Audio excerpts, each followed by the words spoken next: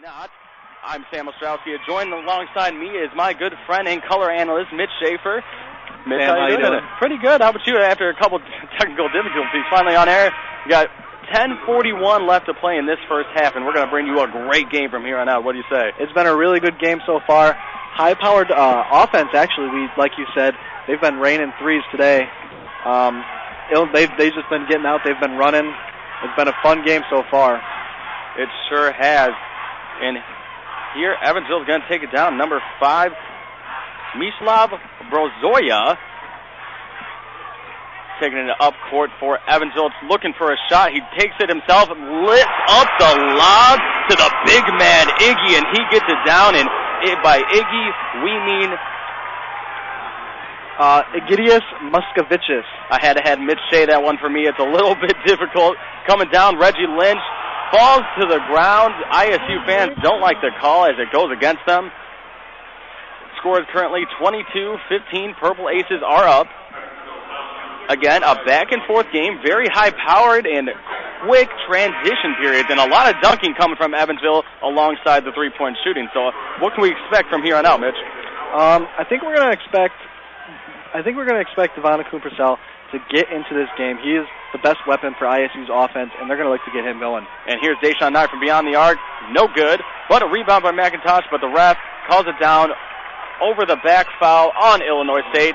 The ball's going back the Purple Aces' way. First personal foul, and the second for ISU today. Currently get you up on some of the standings. Hawkins leads the way for ISU with 6 points. Behind him is Reggie Lynch with 5. John Jones with 2, and Deshaun Knight with 2 of his own as well. So the big man coming up big so far for the Redbirds as we continue here. And for Evansville, it's been who else? Their 2 go-to players, Valentine and Iggy. And speaking of, here's Valentine at the top of the key. Finds Simmons in the corner. Looks for a man at the baseline.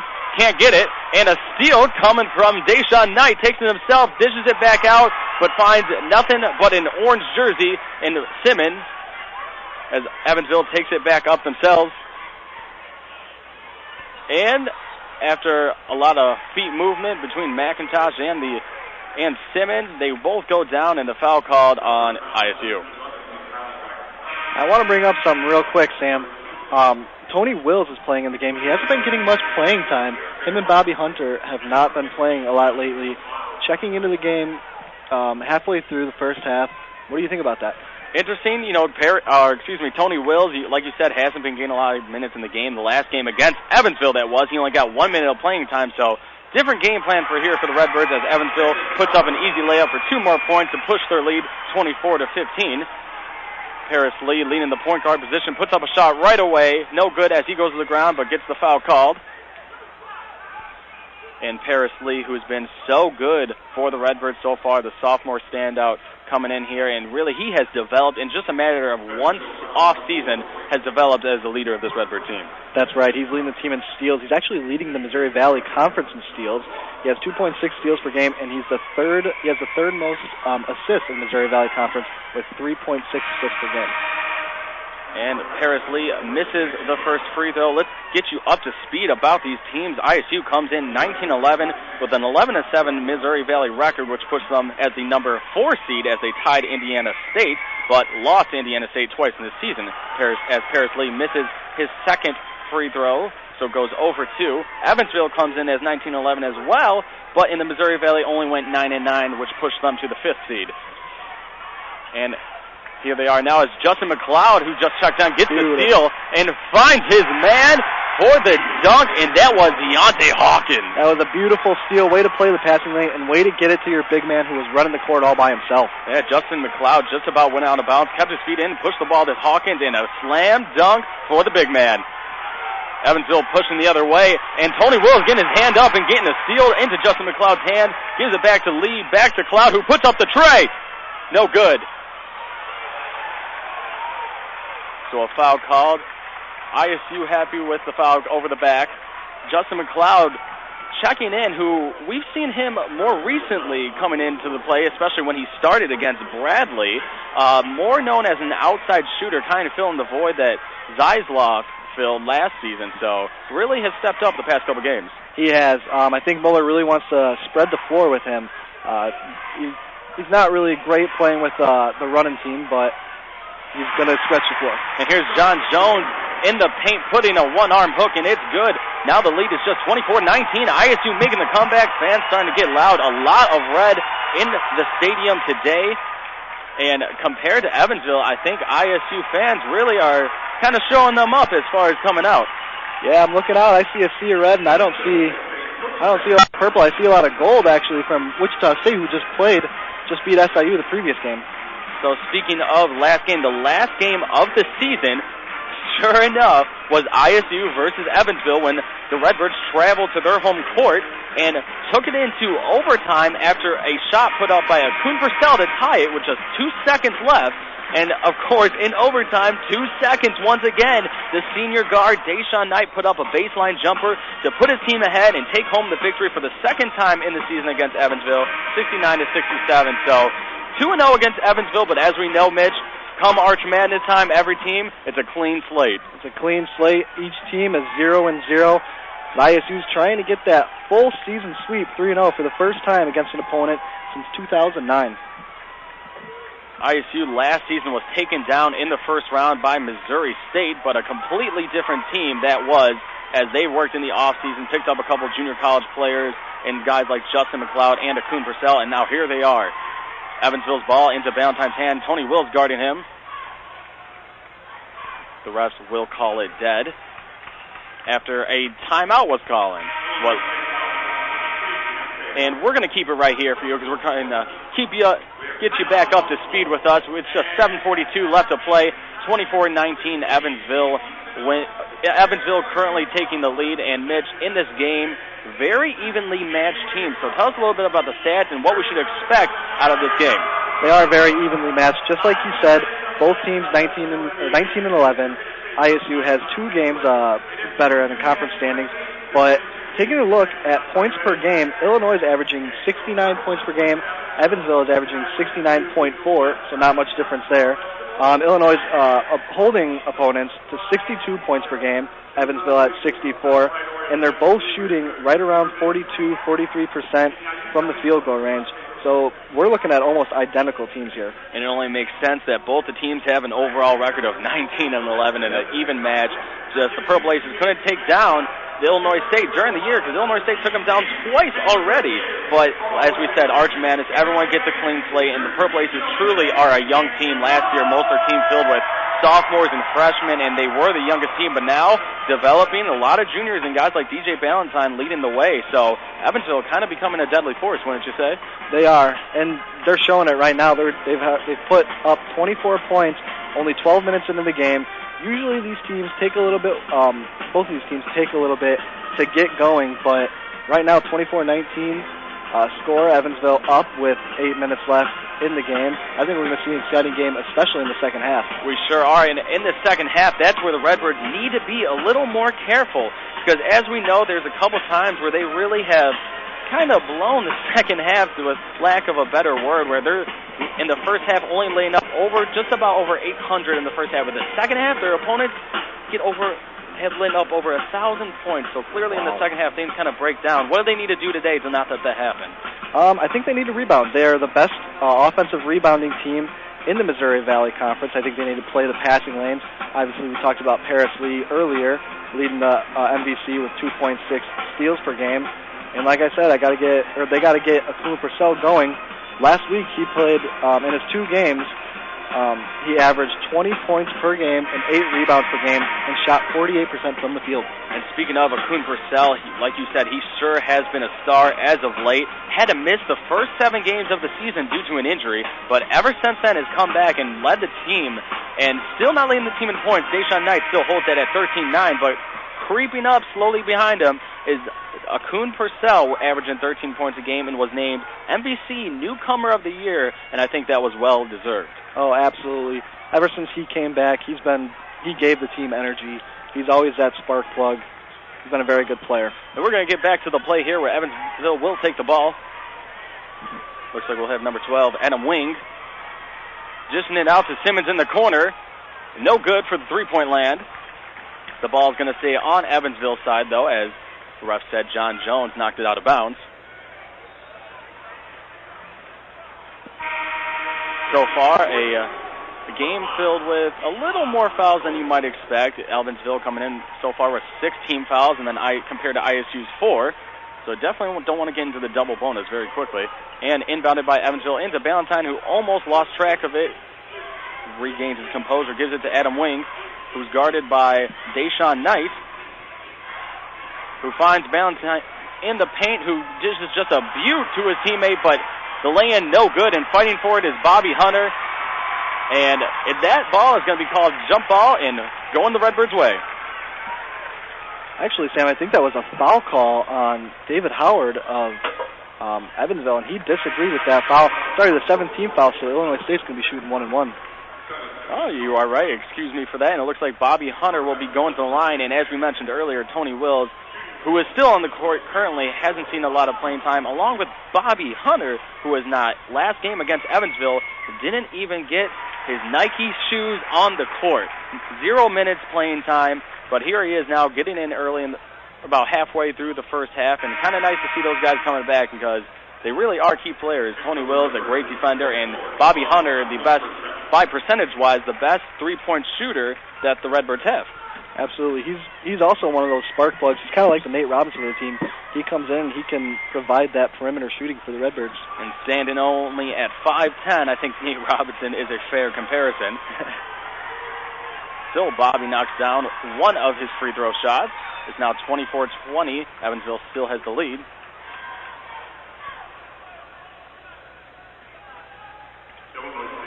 Looks like another foul will be called on Illinois State. And these refs are really calling a lot of fouls today. 12 combined fouls in 13 minutes of play. They sure have come to really be sensitive to any time that any of these players go up to make any kind of play. But here we are again, Evansville. Number 5, Mislav Brozoya, getting what looks to be yet another foul called. I'll tell you one thing, Sam. We're not playing in the 80s anymore, and the refs, they're not calling it like an 80s game. They sure aren't. They are looking for anything they can. Evansville looks to inbound the ball again, and a little lob looking for the alley-oop. Can't get it, but manages to gain his composure and lay it back in is Jalen Moore. So Bobby Hunter leading the point guard position. Looks for Deshaun Knight in the left corner, who looks for Kuhn Purcell, can't find him, gets it back to Bobby Hunter, who drives it up the lane, finds Tony Wills in the right corner. Three-pointer's no good. Wills gets his own rebound, dishes it back out to Bobby Hunter, who puts up his own three. That one's no good. Evansville looks to get their own rebound, finally get a rebound. Adam Wings. Good hustle there by Wills, though. He chased down his own rebound.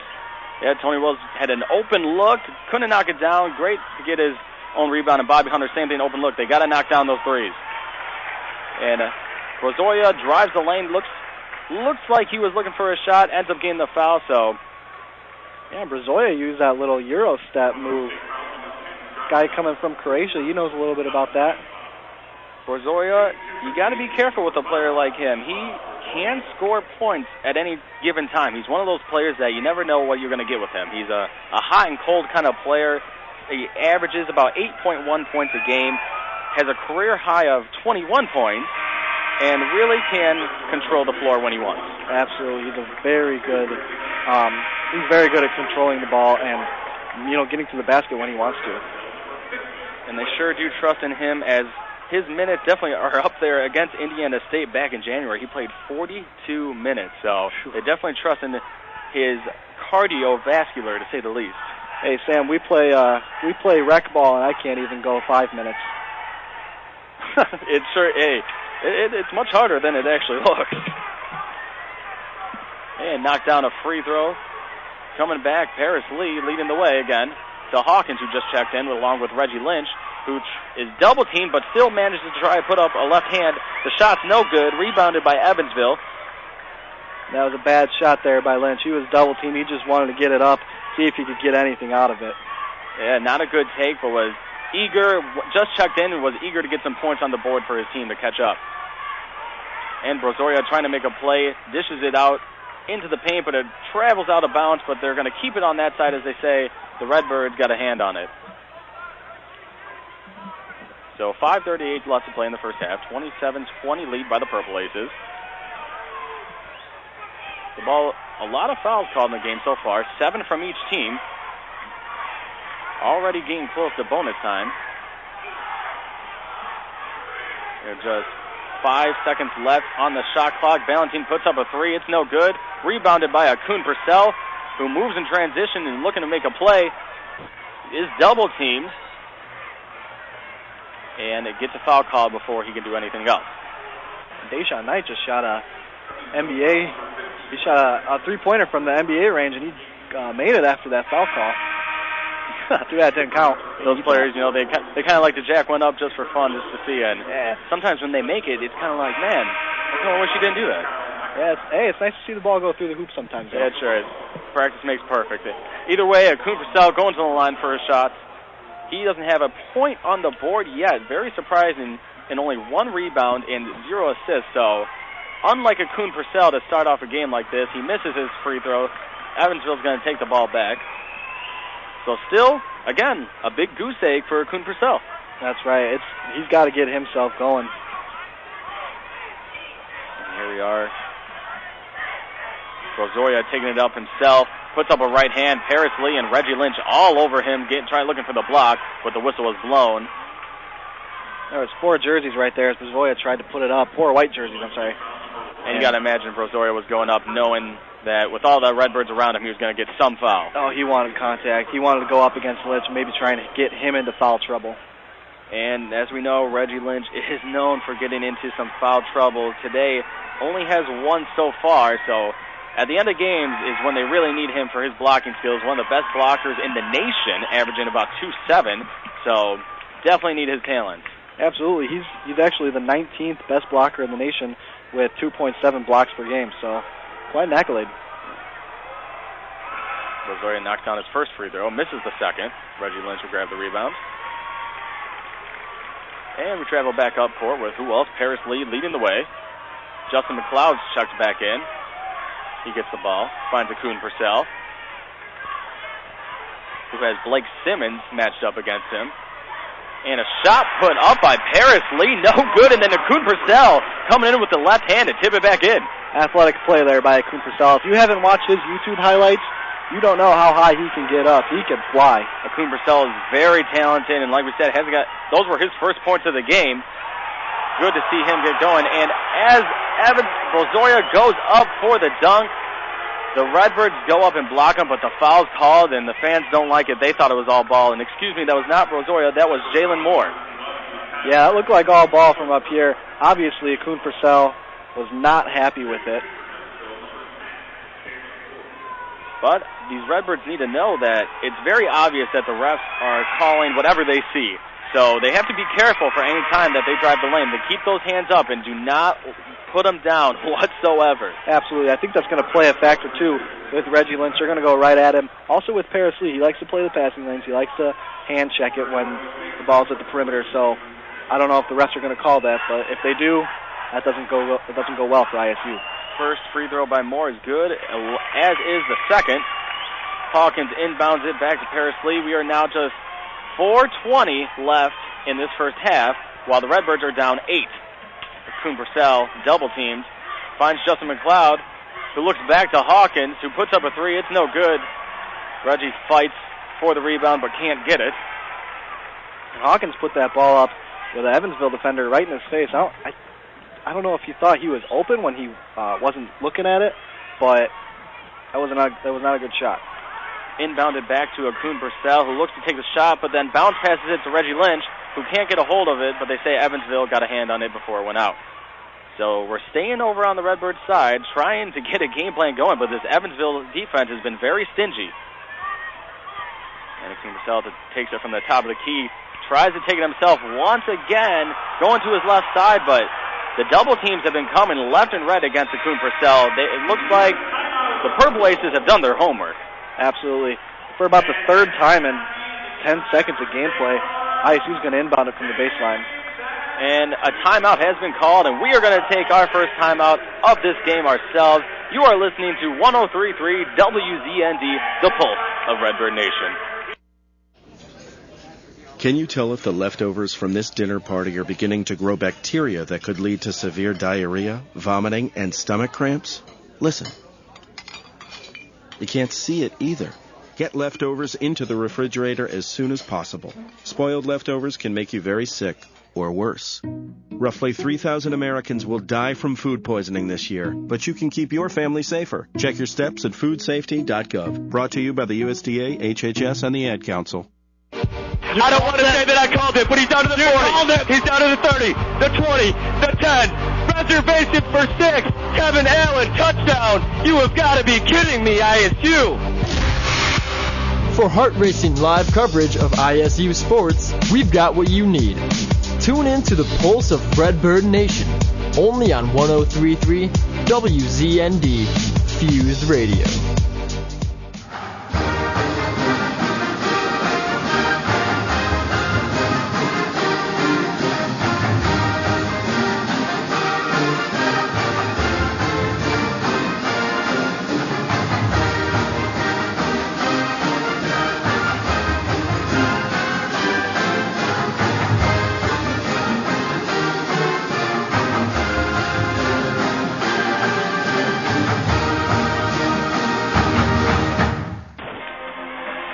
Welcome back here to Arch Madness at the Scottrade Center here in St. Louis, Missouri, where we're bringing you ISU men's basketball versus the Evansville Purple Aces. And so far, Evansville has a lead 30-22, and it sure looks like it's because of that field goal percentage. Evansville has a 58% shot right now compared to Illinois State's 39, and they put up 23 shots and have only knocked down 9. So compared to Evansville only putting up 19. So Mitch, what's going on? Well, I don't really think it's the inside game for Illinois State that's hurting them, but it's the outside game. They're 2 for 11 from three-point range, shooting only 18%, as well as free throws. You got to hit your free throws. They're 2 for 6, 33%. Yeah, the three-point percentage is even worse than the field goal percentage right now. So on the offensive side of things, not going too great for Illinois State, and that you got to imagine that's why they got a player like Tony Wills back in there who is defensive-minded. Absolutely.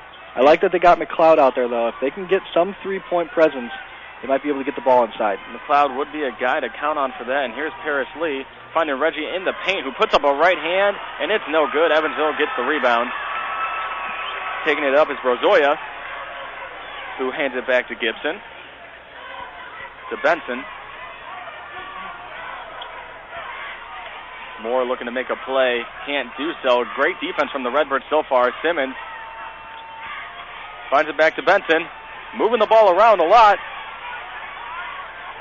Benson looks to take it easy beyond the arc, but the shot clock is ticking under 10 seconds now. Brozoya trying to make a play of his own, and Paris Lee going for the pickpocket, making Brozoya do a whole 360 and fall into the ground. I tried talking about it earlier. When he was going to go for the steals, he has to be very careful if he does. The refs are going to call it. Especially with the refs today, they are calling everything. So Paris Lee, someone who really likes to get in there and steal the ball, who's very aggressive about it, as we just saw, like you said, needs to be more careful as ISU now hits the 10 mark for fouls in this half. Brozoya now gets to go to the free throw line. And if Paris Lee would have taken that ball from him, too, he would have had a wide open court. He sure would have. And Brozoya misses the first shot.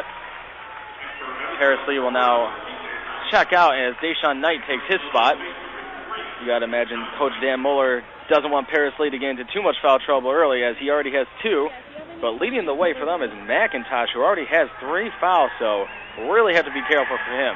Brozoya misses the second shot as well, so the Birds luck out as he cannot hit a single free throw. Deshaun Knight takes it back up.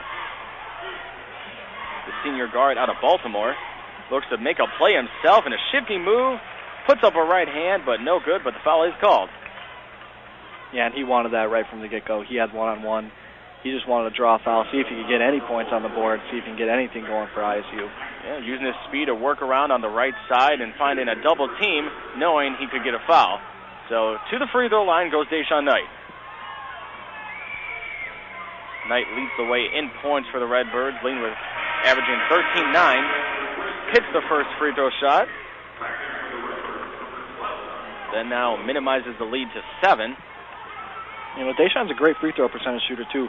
He's shooting 85% from the line, so that bodes well for ISU.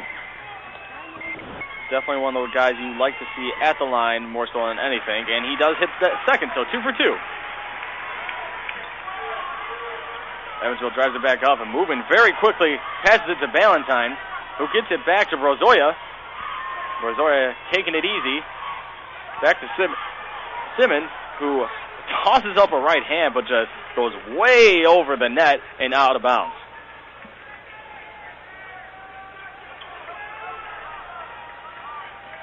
But somehow the Redbirds got a tip on it, and it's going to stay on Evansville's side. So the Purple Aces get another second chance, as we've seen a lot of today so far. Brozoya matched up against a Kuhn Purcell. Finds Simmons. Looks for a mid-range jumper. Can't find it. Brozoya from the three-point land, and it's good. That was a deep three. An NBA range three-pointer for Brozoya puts his team up by 9. Brozoya 8 points, 2 for 6 from free throw percentage, and 1 for 1 from the three-point line. So just over 2 minutes left to play. Justin McLeod puts up a three of his own, and he hits it from the left side. No, it's almost a guarantee when he gets an open three, he's going to make it. So the Redbirds looking to make a push going into the half here as they are down 33-27. Brozoya takes it up again. A still matchup with the Kuhn Purcell. That's a matchup to watch all day. Finds Brown. As a foul is called. The Redbirds retain possession. Tony Wills looks to check it in to Deshaun Knight. You know, Sam, I think it's key that ISU gets a bucket here. They're down 6 with 2 minutes left. They're 0-6 when they go into halftime losing. So I think it's huge that they cut the lead. And here's Justin McLeod from the top of the key and another three-pointer. Make it 2 for 2. Mitch, you called it earlier. Justin McLeod, when he gets just a slightly good look, he's going to take it and he's going to hit it. Yeah, you can't leave any window open for him. So looking to make the push at the end of this first half. Evansville with the three. It's no good. Tony Wells looking for the rebound. And an over-the-back foul called on Evansville. So we're going back Illinois State's way. ISU fans are starting to get into it now. They sure are. Now just down 3 points. I believe it was just about a minute ago that I said they were down by 9. That it was. Now, I can't even hear you, Sam. If my headset wasn't on. ISU is drowning out everybody with their ISU chants. The ISU chants begin as Tony Wills goes to the line to look to narrow this lead even more so. Wills doesn't have a point in this game yet. Has 2 rebounds and 1 assist. Puts up his first shot, and it's good. So as we mentioned, Tony Wills, more of a defensive-minded player. Someone you put in there at the end of the game when you really need lockdown defense and to move into transition and get those extra points that they need, and that's exactly what we've seen here from Tony Wills and Justin McLeod. Absolutely. Wills, they've both been playing great. Obviously, you talked about McLeod hitting those 2 3-pointers. Wills misses the second free throw. It's now only a 2-point game with just over a minute left to play. Deshaun Knight matched up against Brown. Finds Brozoya, who finds DJ Ballantyne with an open look from mid-range, and with a lucky bounce on the rim, he gets it. Seems like all the great shooters get the shooter's touch. Isn't that right, Sam? They sure do. Almost just missed a three-pointer there, but knocking it down is Ballantyne. He's the last guy you want taking shots at the end of the half. Oh, yeah. Kuhn Purcell trying to make a play. The ball gets to the ground. Reggie Lynch trying to fight for it. And they're going to call a jump ball, and that's going to go back the Purple Aces' way. So, Kuhn Purcell lost handle of the ball, went down. Lynch and a plethora of Evansville players all went down for it. The jump ball was called, and now it's going to head back to Evansville way with just 53 seconds left to play in this half. And the Redbirds have Deshaun, Bobby Hunter, Tony Wills, McLeod, and Reggie Lynch on the floor. You don't see that often. They're going small ball. I think they want to score before the half. An unusual lineup. Kuhn Purcell, which just went out and Bobby Hunter took over his spot. And here's Brozoya at the top of the key.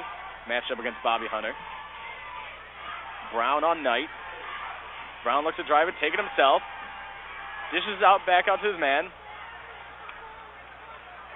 Dan Moeller, you can see from the sidelines, Dan Moeller, as the whistle is blown, a very unhappy coach currently, knowing his team is much better than what they're playing. Oh, yeah, and going into halftime, he's definitely going to tell them that they're a much better team than they have been playing, make some adjustments to see if they could slow down Brazoya. So Jalen Moore heads to the free throw line, the southpaw, to put up 2 shots. And he makes the first one. Checking in for the Redbirds is Deontay Hawkins for Tony Wills. So just 34 seconds left to play. A 36-31 game by Evansville leads. The rematch after Illinois State beat them in overtime on their home court. The Purple Aces trying to get the revenge, but Illinois State trying to show them why they've already beaten them twice this year. So, just under 30 seconds left to play. The shot clock has been turned off. Deshaun Knight's just going to waste the clock to get a last shot up. The Redbirds trying to go into the half with some energy. Who do you think they get for the last second shot, Sam? It's hard to say. You see Justin McLeod in the corner. Knight's looking at Muller as he's still calling out the play, but we're under 10 seconds, so something needs to get going. Deshaun Knight looks to his left. Looks to take it himself, puts up the 3. No good. Evansville comes down with the rebound, and that's going to do it for this half. Evansville leading 37-31. We're going to take a quick break, and we're going to bring you in with our halftime show right here at Arch Madness in St. Louis at the Scottrade Center. You're listening to 103.3 WZND, the pulse of Redbird Nation. I don't want to say that I called it, but he's down to the 40. He's down to the 30, the 20, the 10. Reservation for 6. Kevin Allen, touchdown. You have got to be kidding me, ISU. For heart racing live coverage of ISU sports, we've got what you need. Tune in to the pulse of Redbird Nation, only on 103.3 WZND Fuse Radio.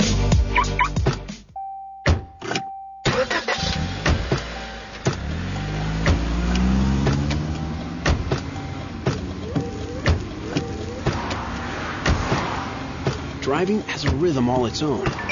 Don't wreck it with a text. Before you get behind the wheel, silence your phone. Or better yet, designate a texter.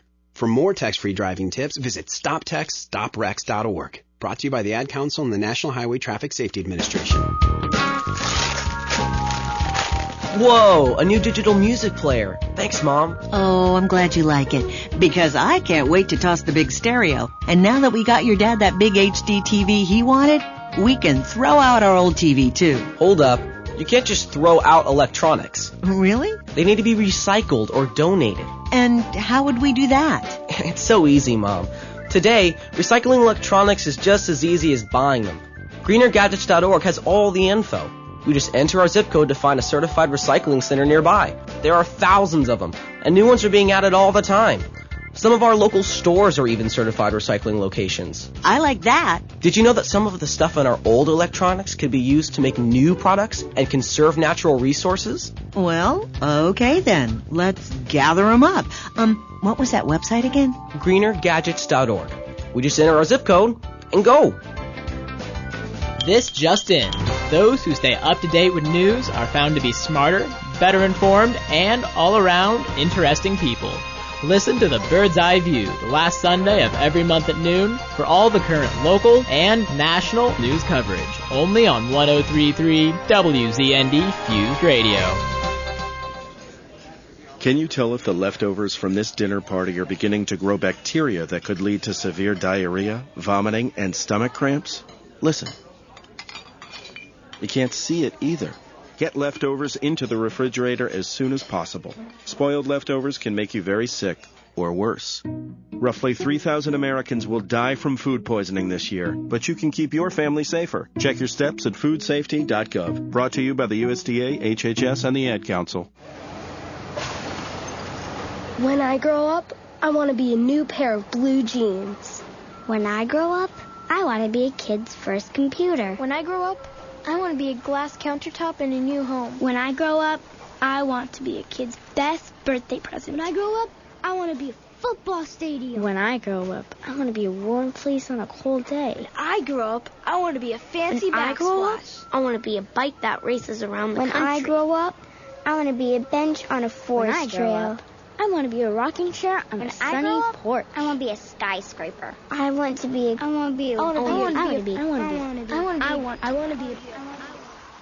When I grow up, I don't want to be a piece of garbage. And if you recycle me, I won't be.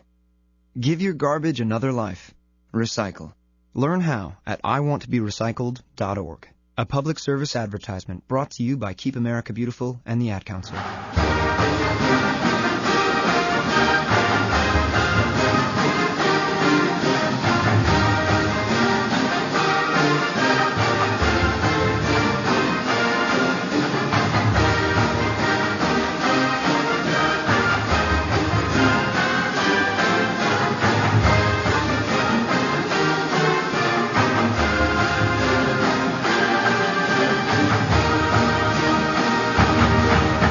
We're back with ISU men's basketball at the Missouri Valley Conference Tournament on 103.3 WZND, the pulse of Redbird Nation.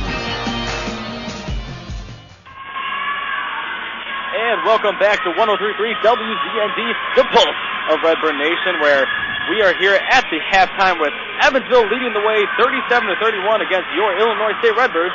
Give you some of the stats. Leading the way for the Redbirds has been Deontay Hawkins with 8 points. Reggie Lynch has leading the way in rebounds with 3, and Paris Lee leading the way with assists with just 2. So, as we know, guys, the Redbirds haven't done a great job coming into the second half with a lot of energy, laying up over 1,000 points to opponents, and 0-6 when losing at the half. So what do they need to do to not let history repeat itself? Well, I think they need to keep doing what they did in the last 2 minutes. Justin McLeod was spacing the floor. They were 2 for 11 from three-point land, and then when McLeod came in, they went 2 for 3. So I think they need to really keep spacing the floor like that. Yeah, and Sam, I don't think they're worried at all. Coach Muller does a great job of keeping his guys level-headed. And it seemed to me that throughout that first half, though there were several different swings in the game, as you mentioned, Mitch, a couple threes by McLeod got him right back in the game. At one point, had a 7-0 run to get him just within a basket. So it's really been a game of swings, and they just got to stay with it. It seems like the Redbirds know what they want to do, and you can see in the back of their heads, they know where they want to go with the ball, but they almost trip themselves up by overthinking. So I think they just have to play their game and not try to outcoach themselves. And so far, we really haven't seen a huge game come out of stars like Valentine, who's 3 for 7 from the line, but rather a guy like Brozoya, who really has stepped up and has had the ball a lot. He usually only averages about 10 minutes a game, 25 minutes a game, but here he is getting the ball and leading the way and trusting him at the point guard position almost. And same thing on the Redbirds side, we see Deontay Hawkins leading the way in points. So not your usual stars for either team. So should we expect the guys, the Reggie Lynches, the DJ Valentines, to come out hot in the second half? Well, Sam, I think that's what March is all about. It's really when you see the depth come into play, you see those no-name guys come out of nowhere and really explode. But with that being said, I think to keep guys like Valentine and on the other side, Devonna Kuhn-Purcell down for too long is just too much to ask for. They were contained in the first half, but both guys got good looks we saw with some good shots. They just weren't falling early. So I think that I'm not a gambling man, but since it is March, I would put my lunch money that Devonna Kuhn-Purcell as well as Valentine are going to light it up in the second half. Yeah, Kuhn-Purcell, 2 points, 1 for 4 from the field. Valentine, 7 points, 3 for 7 from the field. But Brozoya for Evansville, like you say, doesn't get too many minutes. 8 points, 2 for 2 from the field, 2 for 2 from the 3. And he'd have 4 more points too. He's 2 for 6 from the free throw line, so he'd have 12 points with each of his free throws. And the MVC awards have just come out. We saw that Kuhn-Purcell did win Newcomer of the Year. I think that's safe to say that was well-deserved despite missing 7 games on the season. He has really been the go-to guy in just a matter of one season he's taken, and you can kind of see the leadership role in how everyone on the court, including Dan Muller on the sideline, trusting Kuhn-Purcell to take the ball and make a play out of it. Yeah, Devonna Kuhn-Purcell, really a jack of all trades. He spaces the floor well. He's got a lot of size for a guard position. You can call him a 2 or call him a 3. He could really do either. He plays a lot above the rim, which is great for the Redbirds because they need the offensive rebound help. Reggie Lynch does a great job, but he doesn't always block out. He just kind of puts his body in the way and sticks his hands up there. But with Devonna Kuhn-Purcell, you have a different element as he comes flying through the lane on so many different occasions. So I think his time will come. He's just got to play his game, play his role. I mean, you saw just the other night in Damian Lillard, a guy that's so used to putting up so many points in the NBA. He went 1 for 18 at the beginning of the game up until that late field goal he had at the end of the game with about a minute left. But at the same time, the guy picked up 19 rebounds. So Devonna Kuhn-Purcell, just do whatever you can to help your team, and the points will come after. Yeah, exactly. Devonna Kuhn-Purcell he has that athleticism to really do anything, to pass, to rebound.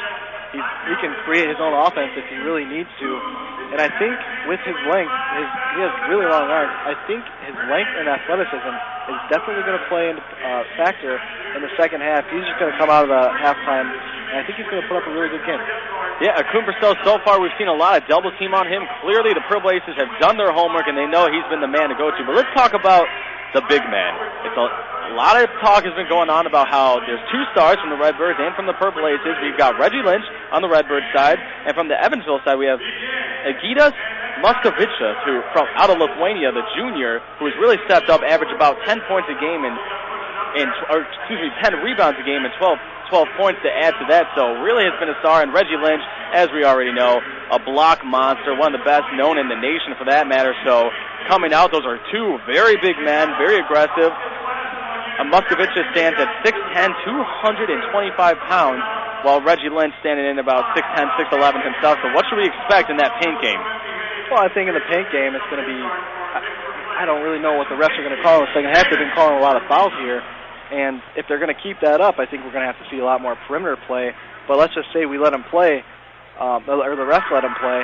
I think it's going to be a really tough game because both of these teams, you saw Evansville, they don't want to lose again, and ISU, they don't want their season to be over, potentially, if they don't make the tournament. So I think Muller's going to try and get the ball to Lynch down low and vice versa. I'm going to take the opposite side of that, Mitch. I think if I know Dan Muller well enough, he's going to try to completely change this game because at the moment, the Redbirds have been playing more of Evansville type of offense. They'd like to run the ball in transition. So I think if he has it his way, he's going to try to eliminate that paint game. I do think he's going to try to get Reggie Lynch going early. But as far as the defensive side, he's trying to get points off of turnovers, which they have not done well thus far. So I think he's going to try to make this a much more up-tempo game, let his guards do their thing, maybe bring up Reggie Lynch. Maybe we'll see more of that half-court press that we saw late in the first half. And I would not be surprised if Dan Muller puts all of his eggs in one basket and really just tries to change the tempo of this game completely. And talking a little bit about just the Missouri Valley in itself, we keep you up to speed here. We saw a couple upsets earlier. Bradley, the number 10 seed, actually took home a W, so they moved on. And then Southern Illinois, the number 9 seed, today it took home a W, and they got to take on Wichita State today, and unfortunately they couldn't pull it out. And as we know, Wichita State doing what they do. They won the Missouri Valley last year, going into the NCAA tournament as the number 2 seed in the nation. This year, coming in as the number 8 seed. So whoever wins this game between Illinois State and Evansville is going to have to take on that big team in the Shockers led by Ron Baker and Fred Van Vliet. So in the back of their minds, you got to imagine both these teams, they won at that number 8 team in the nation. And it's really tough, too, for Wichita State. You know, looking out here, there's still a lot of Wichita State fans here. Earlier when they were playing, the whole arena was basically black and gold. So it's almost a home game for Wichita. When ISU played Wichita State at ISU, they kind of played them tough, but over in Kansas, it wasn't really too much of a contest. Well, Mitch, unfortunately, we're not in Kansas anymore. But for Wichita State, that doesn't matter because I truly believe that it's them and Northern Iowa at the top and then everyone else. And when I say everyone else, I mean everyone else. And that's why I think we saw those late, or I should say early, very late seeds coming up big and making those upsets early, but I don't think that's going to matter. I think the MVC is always a dogfight, but at the top, you still have Wichita State and UNI, and in the back of the head, you can't avoid that. The Redbirds, obviously, they're focused on this game, but at the same time, they wish they could be like the cool kids. They wish they could be the UNI Panthers. They wish they could be the Wichita State Shockers. So they will have their chance, but that's where the coaches come into play, and that's where experience comes into play. You play for the next 20 minutes, and then you worry about tomorrow when tomorrow comes. They sure do, but we also have seen, everyone's coming in here, as you said, Connor, expecting Northern Iowa and Wichita to kind of roll through the competition and meet each other in the championship. But, like you said, the MVC is a dogfight, and as we saw Illinois State back on Valentine's Day, lost to Wichita State only 68-62, so it's very obvious that a team like ISU or even Evansville can keep up with some of those big names. And we are just 3.5 minutes left from the second half of play. Both teams have taken the court to get their stretches and their practice shots in. We will be right back to bring you that play here on 103.3 WZND, the Pulse of Redbird Nation. Nathan Michael Alexander, what are you doing in there? Nothing, Mom. Go away. I'm busy. Open this door. I know what's going on. Not right now, Mom. 3, Wait. 2, 1. Don't. What is this? It's WZND.com. At 2 in the morning? Yeah, you can access WZND.com around the clock to check out new promotions, stream new music, hear local news and sports, and watch funny videos. Don't keep it a secret. Head on over to WZND.com. 1033 WZND Fused Radio. As I went through school, one giant question loomed over me. What did I want to be? First, I had to decide what I wanted to make. I wanted to make more, so I became a teacher. Now I make learning a privilege, not a chore, and frustration a tool, not an obstacle. I make working hard seem easy, and giving up impossible. I'm a teacher. I make more. Find out how you can make more at teach.org. Make more. Teach. Brought to you by Teach and the Ad Council. Take a look under your bed. Find stuff under there? What about jobs? No? Now try your basement. There's a pair of overalls that overall you're not so into anymore. A perfectly good laptop that hasn't seen your lap in months. And even more stuff, but still no jobs? Well, you really have both. See, stuff is defined as household articles considered as a group. Sometimes this stuff is no longer needed. Wait, no longer needed? That can't be right. Because remember those jobs you were looking for? Those are really needed. And they're the stuff inside your stuff. Even inside that winter coat that moved with you to Phoenix. Our job is to unlock those jobs. And it starts when you donate your stuff to your local Goodwill. Here's how we do it. When you donate to Goodwill, we sell your stuff to provide job training for people right here in your community. So just by teaming up with Goodwill, you help create jobs. And isn't that worth parting with the leftover keytar from your 80s cover band? Goodwill. Donate stuff, create jobs. Find your nearest donation center at goodwill.org. A message from Goodwill and the Ad Council. I don't want to say that I called it, but he's down to the 40. He's down to the 30, the 20, the 10. Reservation for 6. Kevin Allen, touchdown. You have got to be kidding me, ISU. For heart racing live coverage of ISU sports, we've got what you need. Tune in to the pulse of Redbird Nation, only on 1033 WZND Fused Radio. Every hiring manager knows that a company is only as good as the people it's made from. So where do you find the best people? That may surprise you. Meet the grads of life. Young adults of unique determination and experience. An ideal fit for your company in an entry-level position, internship, or even mentorship. They might not have every qualification you typically look for, but they're exactly who your company needs. This is talent worth knowing about. Go to gradsoflife.org to learn how to find, cultivate, and train this great pool of untapped talent. Brought to you by the Ad Council and gradsoflife.org.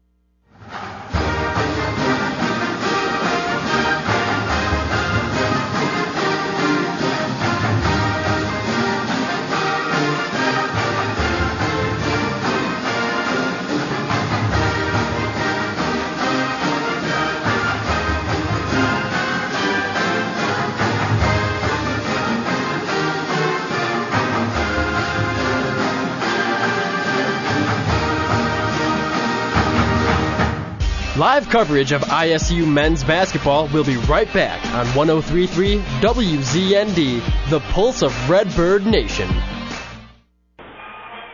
And we are back ready to give you the second half play of this game between your Illinois State Redbirds and the Evansville Purple Aces. Currently, the Purple Aces are up 37-31. As we saw in the first half, it was a back-and-forth transition game. It started off with a lot of three-pointers and a lot of makes, but since then, kind of a different game. You got to imagine that both teams are going to come out with a brand new game plan. Yeah, I think Mueller went in the locker room. I think he's going to I think he fired up his players, and they're going to come out. And a steal from Evansville to start this one off. Paris Lee looking to get a steal of his own once again, and as we mentioned, the refs have been all over everyone, and they whistle him. Well, it took 14 seconds in this halftime, and there's already a foul. It sure did. And Paris Lee truly needs to be careful. The sophomore point guard already has 3 personal fouls on the day, 2 away from being fouled out. So he's got to be careful with what pick-a-pockets he does. And going down, it's going to be back to the Redbirds ball as a foul was called on number 3 Moore for Evansville. Or Brown, excuse me. So Paris Lee takes it back up. They get a mulligan after the start of this second half. Didn't go the way they wanted. And as you mentioned, Dan Moeller is a player's coach, and you got to imagine during that halftime, he let his players have it, letting them know the importance of this game. Kuhn Verstel takes it from the right side, gives it back to Paris Lee. He calls out the play. Reggie Lynch sets up the screen. Paris Lee goes to his left side, finds a Kuhn Purcell from outside, and he gets it. So a three-pointer for Kuhn Purcell to start this second half. Big shot for Kuhn Purcell there. Hopefully that can get him going. Kuhn Purcell is known for starting second halves very hot, and Southern Illinois got the first 6 points in a matter of just about 20 seconds. So let's hope he can keep it up indeed. Here's Brown against Paris Lee, dishing it out to his Valentine in the paint, who puts up a little jumper and once again gets the lucky bounce, and in it goes. Puts the score at 39-34, Evansville lead. Daisha Knight this time is going to take it up. Looks to go on his right. Good defense from Evansville. Double teams them. Kuhn Purcell in the same spot from where he hit that three earlier. Drives it. Looks to put up a shot, trying to get the foul called, and he doesn't get it, and the fans are letting the refs know that they're not pleased with that one. Fans are not happy about that. He wanted to get either the foul or he wanted to get the foul, and it looked like Evansville might have blocked it and might have went out of bounds off of Evansville, so I don't know about that call. So a questionable call, but either way, gameplay still goes. Evansville has got the ball back. Valentine finds Brown, who finds Adam Wing. Adam Wing, after does a little 360 move, puts up a jumper, can't get it. Hawkins brings down the rebound. He didn't really know what to do with that there. No, he didn't. He was looking for a man, couldn't find it, put it up himself, was not confident in his shot. And a beautiful pass from Paris Lee to Reggie Lynch, and Reggie Lynch goes up with his left hand and can't capitalize. And those are the shots that Reggie Lynch, the Redbirds really need him at. Yeah, a little hook shot, a little 8-footer. He should have made that. And Adam Wing got a little happy with his feet there. Or, excuse me, a foul called on the Redbirds. So Evansville will inbound it once again. A sub already coming in for the Redbirds. Reggie Lynch goes out and John Jones comes in. Dan Moeller does not hesitate to take players out right away. If he doesn't like what he sees, he gets them out of there. So after just one missed shot by Reggie, he hits the bench. John Jones comes in. Evansville still has the ball. Looking to find a play. DJ Valentine finds Adam Wing from the left side, who puts up a right hand. Can't get it. Kuhn Purcell brings down the board. Drives it himself. Goes to his left side. After a nice shifty move, puts it up. Couldn't make the shot, but gets the foul called. Nice move there by Kuhn Purcell. Both teams need fast break points, as they only have 2 on each side, and he really wanted that 3-point play there. And Kuhn Purcell definitely has the athleticism to get those transition points that they truly need. And here he is going up to the line. Kuhn Purcell has 5 points on the day, 2 for 6 from the field. Makes the first free throw. You know, going back to that SIU game that Kuhn Purcell, he got the 6 points in about 20 seconds. That was kind of like some Tracy McGrady stuff, don't you think? It sure was. Well, Kuhn Purcell came out against Southern in that second half, firing on all cylinders. And that's exactly what the Redbirds need, because as soon as he gets going, it gets the rest of the team pumped. And like we said, so soon he's become a leader on this team, and they believe in him. So once he gets going, the rest of the team gets going. Absolutely. So here we are, Adam Wing at the top of the key. Finds Simmons in the corner, the coach's son, who can't nail down the three. Paris Lee drives it back up, goes to his right side, back to his left, finds Hawkins underneath the net, but can't make anything to come out of it. So it will stay on the Redbirds side, though. Ooh, I don't know about that one. That one actually looked like it went off Hawkins' foot, but I'm not going to tell the ref that. It definitely looked like the ball rolled off his foot at the last second, but clearly the ref wasn't paying as close attention as he should have. And either way, Redbird ball, so they get a mulligan once again. It's time to take advantage. Daishan Knight takes it himself, puts up a right hand, and he gets it. Man, that's just big boy basketball there from the 6'1 guard. And now we are just at a 1-point game. The Redbirds trying to take a lead for the first time in this game. Down 39-38 with 16:45 left to play in this second half. Winner goes on to play Wichita State tomorrow evening. And here's Brown at the top of the key. Finds Adam Wing. Adam Wing guarded by Deontay Hawkins, who gets it down to Valentine. Back to Wing, who finds a man in the post, and he gets it. And who else? That's the big man, Iggy. He is now 4 for 4 from the field, so got to be careful when a man's shooting 100%. Yeah. John Jones working on... Speaking of, John Jones tried to work on Iggy himself, put up a left hand, and got the foul called. So something that we've seen John Jones do as soon as he gets in there, when he gets the ball in the paint, he takes his time, he takes a couple bounces and gets the left hook up. the difference between him and Reggie Lynch is Reggie Lynch, as soon as he gets it, tries to make a play right away. He's that kind of player who's athletic enough to get the ball up and make a shot, but sometimes when defense is just locked down as much as it has been today, you can't. You have to be more patient with the ball. Absolutely, and Reggie Lynch, he's only a sophomore, so he's going to learn patience throughout his career. But like you said, once he gets the ball, he just puts it up right away. He does not take his time to take a shot. He definitely is good with both his right and left hand, which is one of his specialties, but maybe trusting in his left hand a little too much today. Inbound ball back to the Redbirds, and a foul called as soon as Deshaun Knight goes up.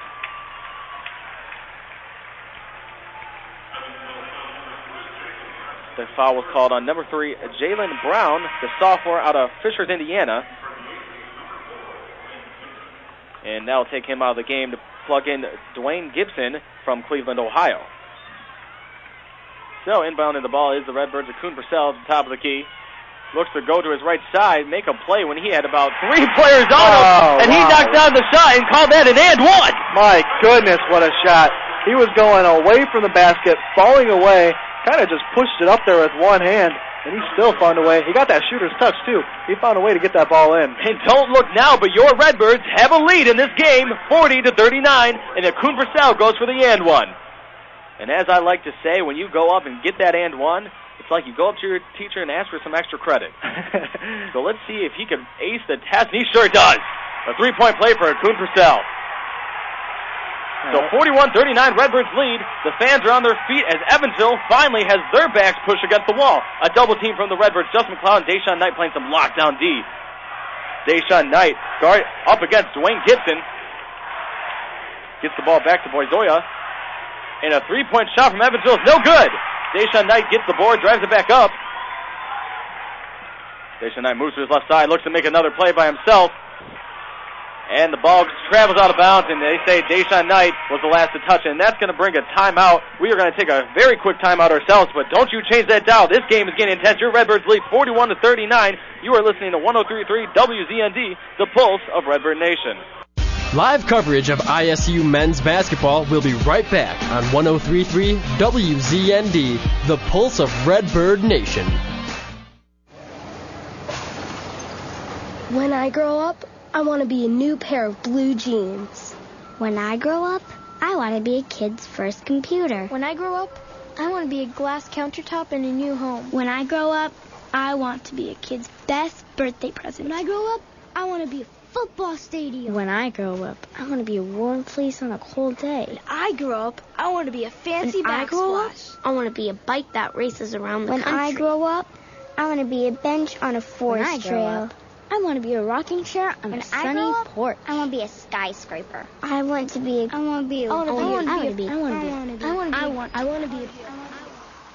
When I grow up, I don't want to be a piece of garbage. And if you recycle me, I won't be. Give your garbage another life. Recycle.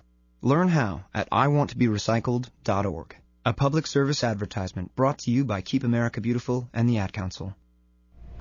How can I help my daughter with her reading? Searching for help with Dachshund breeding. How can I help my daughter with her reading? Information on hot water heating. No. Sarah's bright, but when she's reading, she has trouble sounding out the words. World music, playing track now. No. Let me try. Our daughter gets confused about which details in a story are important. Which paper towels are most absorbent? What? Here are 5 product reviews. Why are you not getting me? See, I told you. Wait, I was trying to show you how Sarah feels every day. Frustrating, isn't it? Redirecting to understood.org. For the 1 in 5 kids with learning and attention issues, this is what life can feel like. Explore understood.org, a free online resource about learning and attention issues, designed to help your child thrive in school and in life. Understood.org, because understanding is everything. Brought to you by understood.org and the Ad Council. Live coverage of ISU men's basketball will be right back on 103.3 WZND, the pulse of Redbird Nation.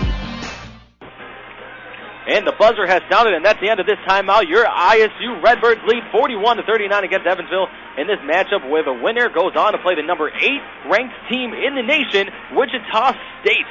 So right now, your Redbirds are on a 7-0 run, and that's thanks to Kuhn Purcell, who has 10 points on the game, who has been just As we said, he comes out in the second half just monstrous. Yeah, he's really brought the energy. I don't know what Coach Muller told him, but he's been playing great ball ever since halftime. I think Akun Purcell had a talk with Bugs Bunley and got some of that water from that Space Jam juice. Here we are, Evansville looking to inbound the ball, and some great lockdown defense. They can't even get the ball inbounded. Still going to keep the ball here.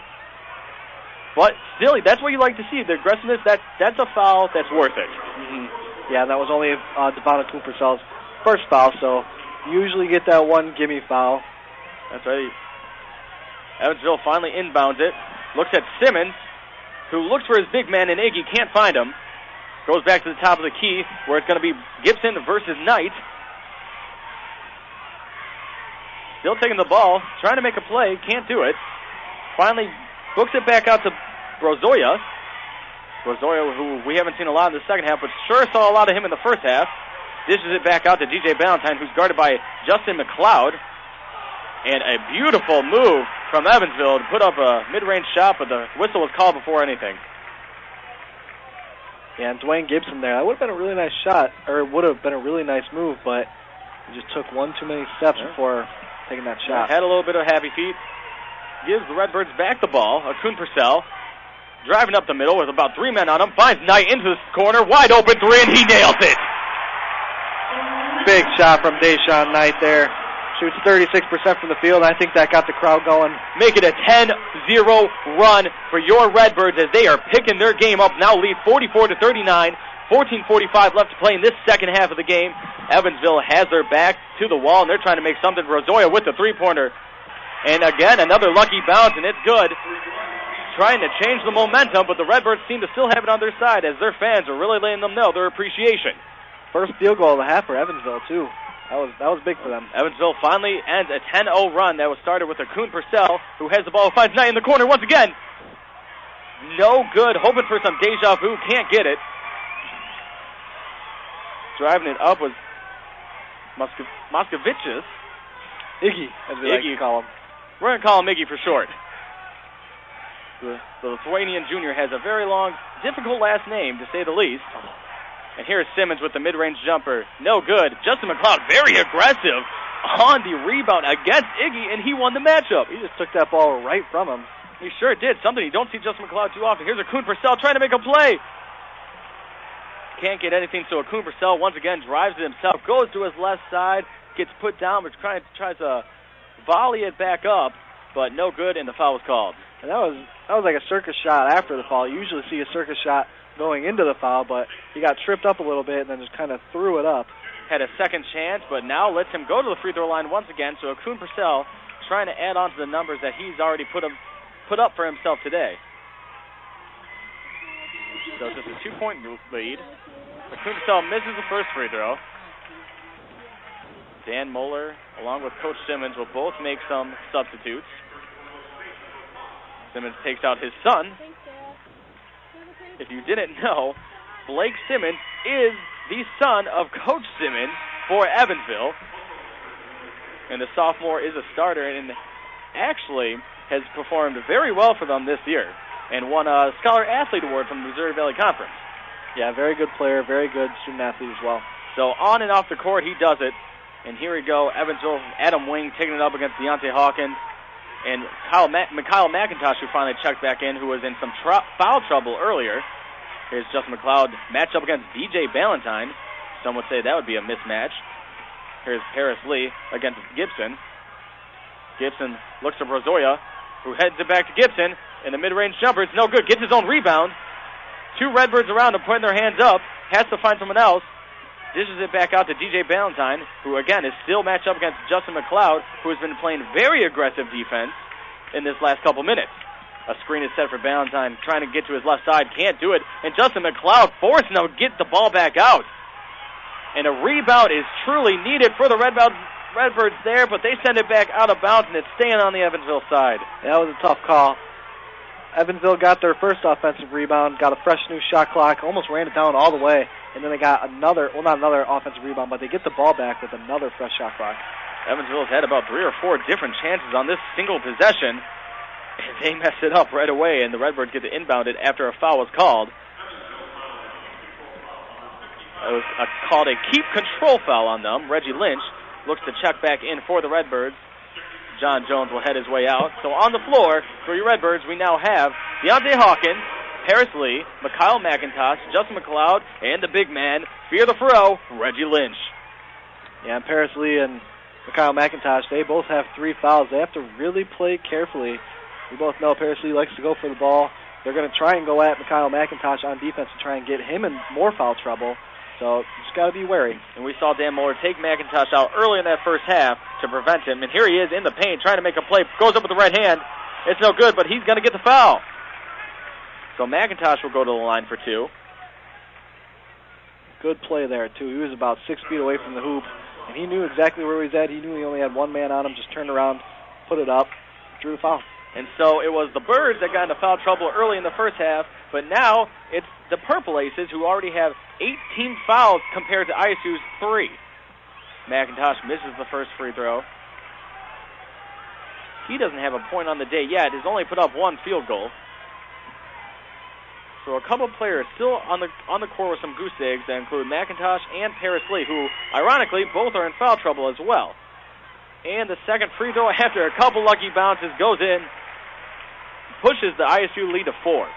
So 12:39 left to play in the second half.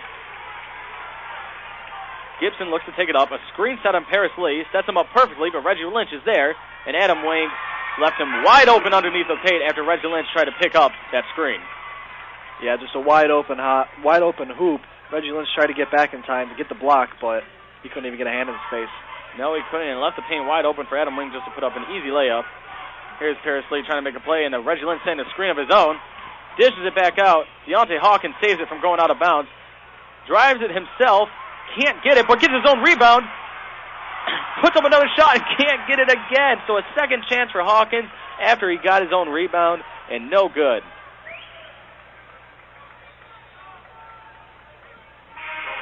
So, Mitch, in this second half, we've seen a very aggressive play from the Redbirds. What do they need to do to keep this up? Well, I think they need to just keep playing aggressive. They're attacking the rim like they should. McLeod's in, so I think they're going to try and get him going maybe a little bit more. But it's been the play, like we said earlier, of Akun Purcell, just really getting them going, attacking the rim, bringing the energy. We already saw McLeod earlier hit 2 3-pointers in a row. We haven't seen him take one yet this second half, so we'll see if Dan Muller has a game plan for him to get going. There we go. Here's Rozoya taking it at the top of the key, gets it back. Paris Lee goes down. Rozoya heading out of bounds, and McIntosh gives him kind of a shove as he falls out of bounds, and the foul will be called. Not a smart play there by McIntosh. That's going to be his 4th foul, and really it was Evansville ball just to begin with, and that was not a smart play. You got to imagine that Dan Muller will be taking him out at this point in time. So 11:34 left to play in the second half. ISU still has a 2-point lead. A timeout will be called. We're going to take a quick timeout ourselves. We'll be right back here at the Scott Trade Center in St. Louis. You're listening to 103.3 WZND, the Pulse of Redbird Nation. Nathan Michael Alexander, what are you doing in there? Nothing, Mom. Go away. I'm busy. Open this door. I know what's going on. Not right now, Mom. 3, Wait. 2, 1. Don't. What is this? It's WZND.com. At 2 in the morning? Yeah. You can access WZND.com around the clock to check out new promotions, stream new music, hear local news and sports, and watch funny videos. Don't keep it a secret. Head on over to WZND.com. 103.3 WZND Fused Radio. Whoa, a new digital music player. Thanks, Mom. Oh, I'm glad you like it, because I can't wait to toss the big stereo. And now that we got your dad that big HD TV he wanted, we can throw out our old TV, too. Hold up. You can't just throw out electronics. Really? They need to be recycled or donated. And how would we do that? It's so easy, Mom. Today, recycling electronics is just as easy as buying them. GreenerGadgets.org has all the info. We just enter our zip code to find a certified recycling center nearby. There are thousands of them, and new ones are being added all the time. Some of our local stores are even certified recycling locations. I like that. Did you know that some of the stuff in our old electronics could be used to make new products and conserve natural resources? Well, okay then. Let's gather them up. What was that website again? GreenerGadgets.org. We just enter our zip code and go.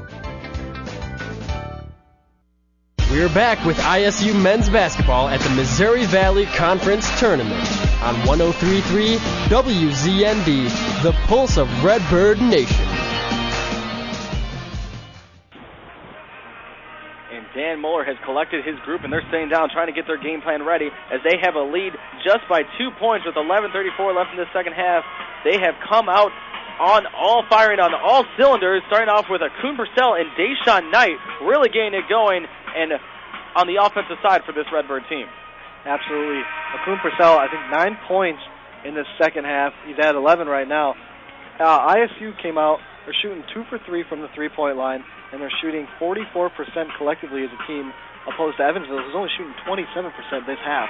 And so we've seen some very similar play and very similar statistics from both teams, but on the opposite side, the last 3 games of the regular season, Evansville took 3 straight losses to some tough games against Wichita, Northern Iowa, and Illinois State. While on the other hand, ISU is riding a 3-game winning streak, so you got to imagine that Evansville is really eager to end this losing streak. And here's Rozoya from the three-point land, and he can't get it. And a rebound from Deshaun Knight as he stole it from Adam Wing. And Paris Lee's going to take it back up as they try to push their lead even more to make themselves more comfortable. Paris Lee finding Deontay Hawkins. Hawkins looks to Lynch in the paint. Lynch with a great push and a great right hand, and he gets it down. That's the Reggie Lynch we've been looking for, playing aggressive in the paint, knocking down Iggy, and getting the 2 points. And I think Reggie Lynch has been frustrated with his play so far today. He just got the ball, and he was going to play tough basketball and get to the rim. And here's Ballantyne calling out the play with a Kuhn Purcell covering him. Iggy at the top of the key. That's not where he wants to be. Giving it back to Gibson, who gives it to Rozoya. Rozoya takes up against Hawkins, dishes it back out to the three-point land to Gibson. Paris Lee to Adam Wing at the top of the key against Kuhn Purcell. Reggie Lynch looking for a block. Shot put up, no good. Hawkins with the rebound. Kuhn Purcell driving it back down the lane in transition, and it's good. Kuhn Purcell moving quickly in the transition to get 2 easy points. Another transition, 2 more transition points for Kuhn Purcell. And Evansville coach does not like what he's seeing from his guys right now. And timeout needs to be called. Kuhn Purcell lifting his head up, giving a big scream as Dan Mueller comes over and gives him a huge high five. As we said, Dan Mueller is definitely one of those player-type coaches who's been there, done that. As we know, he is a alma mater of Illinois State where he played. And last time, really, that Illinois State had a long, successful run into basketball was with Dan Mueller leading the way. Absolutely. He's looking to do that now, except just as a coach. Just as the coach is right. And as a timeout, we're going to actually keep it right here for you. So Illinois State has a 6-point lead with 10:18 left to go in this game. And Mitch, when it comes to this, we talked about it earlier, everyone gets a clean slate. But at the same time, you never forget. And you got to imagine that's kind of Evansville's mindset in this. They've lost 2 games to Illinois State this year, and especially that heartbreaker in overtime on their own home court. So if you're Coach Simmons, what are you telling your team? Well, I think I got to tell them, if I was coach, I would tell my team, just stay composed, do what we've been doing most of the game. We've been getting out of our offense a little bit, and they were up 6 points going into halftime. They've only scored 7 points in the second half so far. So I think you just got to get back to what they were doing, get the ball back to Berzoya, get the ball back to Iggy, try and get DJ Ballantyne going, because he only has 9 points from the field, and he's not shooting awful. He's 4 for 9, but he's just not getting the looks he likes, and that's something that, he's a great scorer. DJ Ballantyne has been getting the shots up, and as we know, he is definitely their biggest offensive production, for he has averaged 19 points a game this season, and last season he was the number 8 scorer. Now, I'm not talking Missouri Valley, I'm talking in the nation. So obviously this guy comes out to play. He is only a junior, so you have to watch out for him. And what have the Birds been able to do to really lock him down so far? Well, I think it's just been great defense, and especially without Paris Lee, other guys have had to step up. Deshaun Knight, Kuhn Purcell, they've really stepped up, and they've been really playing good one-on-one defense too. It's not, DJ Ballantyne, he draws the double teams when he gets the ball in his hands, but these Redbirds have been doing a great job locking down on him and not letting him get great shots. And on the opposite side, we've seen a Kuhn Purcell starting to get his game going. He has 13 points, 3 boards, and a single assist, and just 1 foul, unlike most of the rest of the team from both sides of the court. So Akun Purcell playing a great game right now. Deontay Hawkins and Deshaun Knight right behind him. Knight with 9 points, Hawkins with 8. Hawkins had all those 8 points in the first half. In the second half, really we've seen a defensive lockdown from him, which has really been good. So at this point, when do you start getting in the Bobby Hunters, the Tony Wills again? We saw him at the end, but when do you get him back in? Well, I think it just depends on the play. If you really need a good defensive stop, you put Tony Wills in. If you need a couple threes, you might put in Bobby Hunter. So we'll see what happens here as Evansville gets the ball back. DJ Valentine in a steal from Paris Lee. Deshaun Knight goes in transition, slows it up. So a good job by Deshaun Knight realizing that he really didn't have a good look, but a great steal from Paris Lee. And no foul finally called, doing what he's letting him play his game. A nice, clean passing lane. Oh, and Hawkins looked for the alley-oop to Reggie Lynch, but the pass just wasn't there. So Evansville gets the rebound. DJ Valentine taking it himself, puts up the shot. It's no good. So trying to move quickly in transition is Valentine, and he can't achieve that like Akun Purcell has this game. That was a pretty good shot by Valentine, too. He just bricked it. He sure did. And here's Hawkins getting his own rebound, fighting for it, but he can't get it. Reggie Lynch goes to the ground, but no foul is called. As Evansville passes the ball around, and another steal from Paris Lee. Paris Lee taking it himself, puts the easy lay-in, and the foul will be called, so puts up the Derrick Rose type of layup. Can't get it, but does get the foul, so 2 straight steals for Paris Lee, and we are now seeing some Redbird basketball. Yeah, the fans are still happy about that call. They're booing the refs about the call previously on Lynch. It looked like he might have gotten an elbow. The fans, they think they see an elbow. But going back to Paris Lee, 2 straight possessions, he played the passing lane, and he just picked the ball right from the middle of the pass.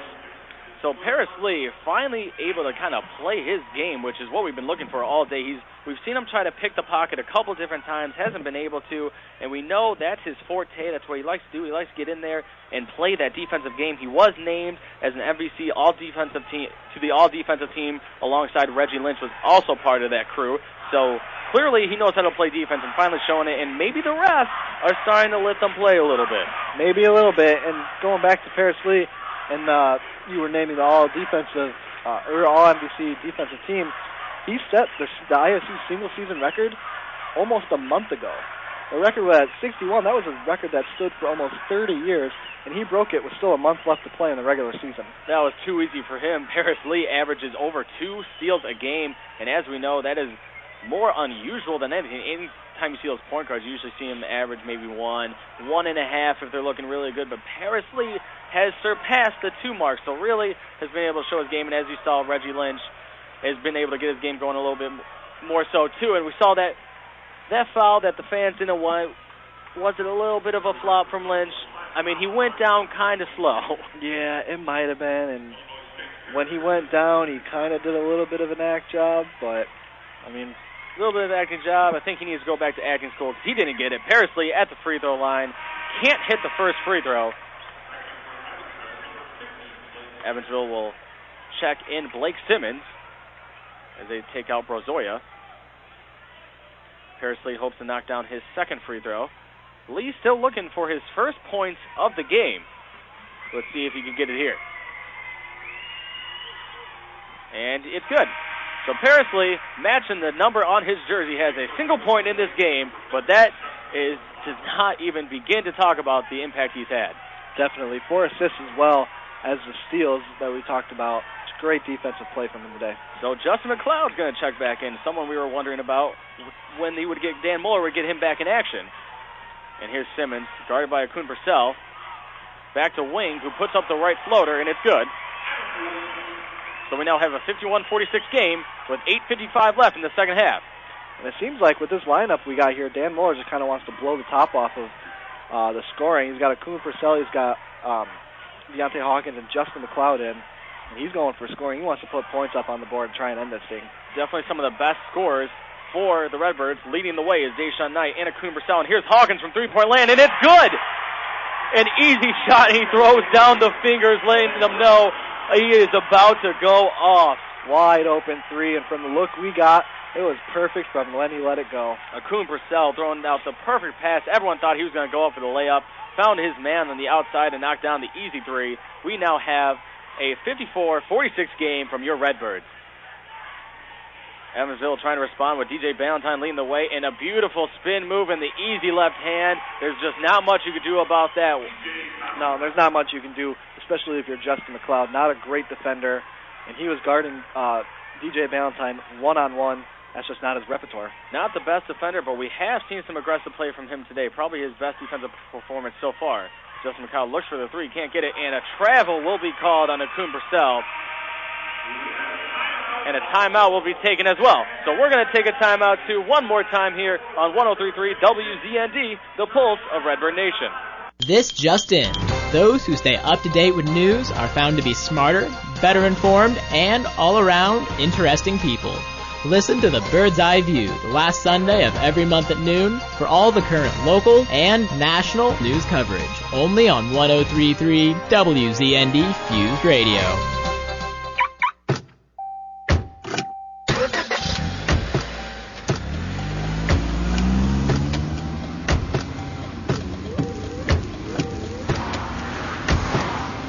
Driving has a rhythm all its own. Don't wreck it with a text. Before you get behind the wheel, silence your phone. Or better yet, designate a texter. For more text-free driving tips, visit StopTextStopWrecks.org. Brought to you by the Ad Council and the National Highway Traffic Safety Administration. Can you tell if the leftovers from this dinner party are beginning to grow bacteria that could lead to severe diarrhea, vomiting, and stomach cramps? Listen. You can't see it either. Get leftovers into the refrigerator as soon as possible. Spoiled leftovers can make you very sick, or worse. Roughly 3,000 Americans will die from food poisoning this year, but you can keep your family safer. Check your steps at foodsafety.gov. Brought to you by the USDA, HHS, and the Ad Council.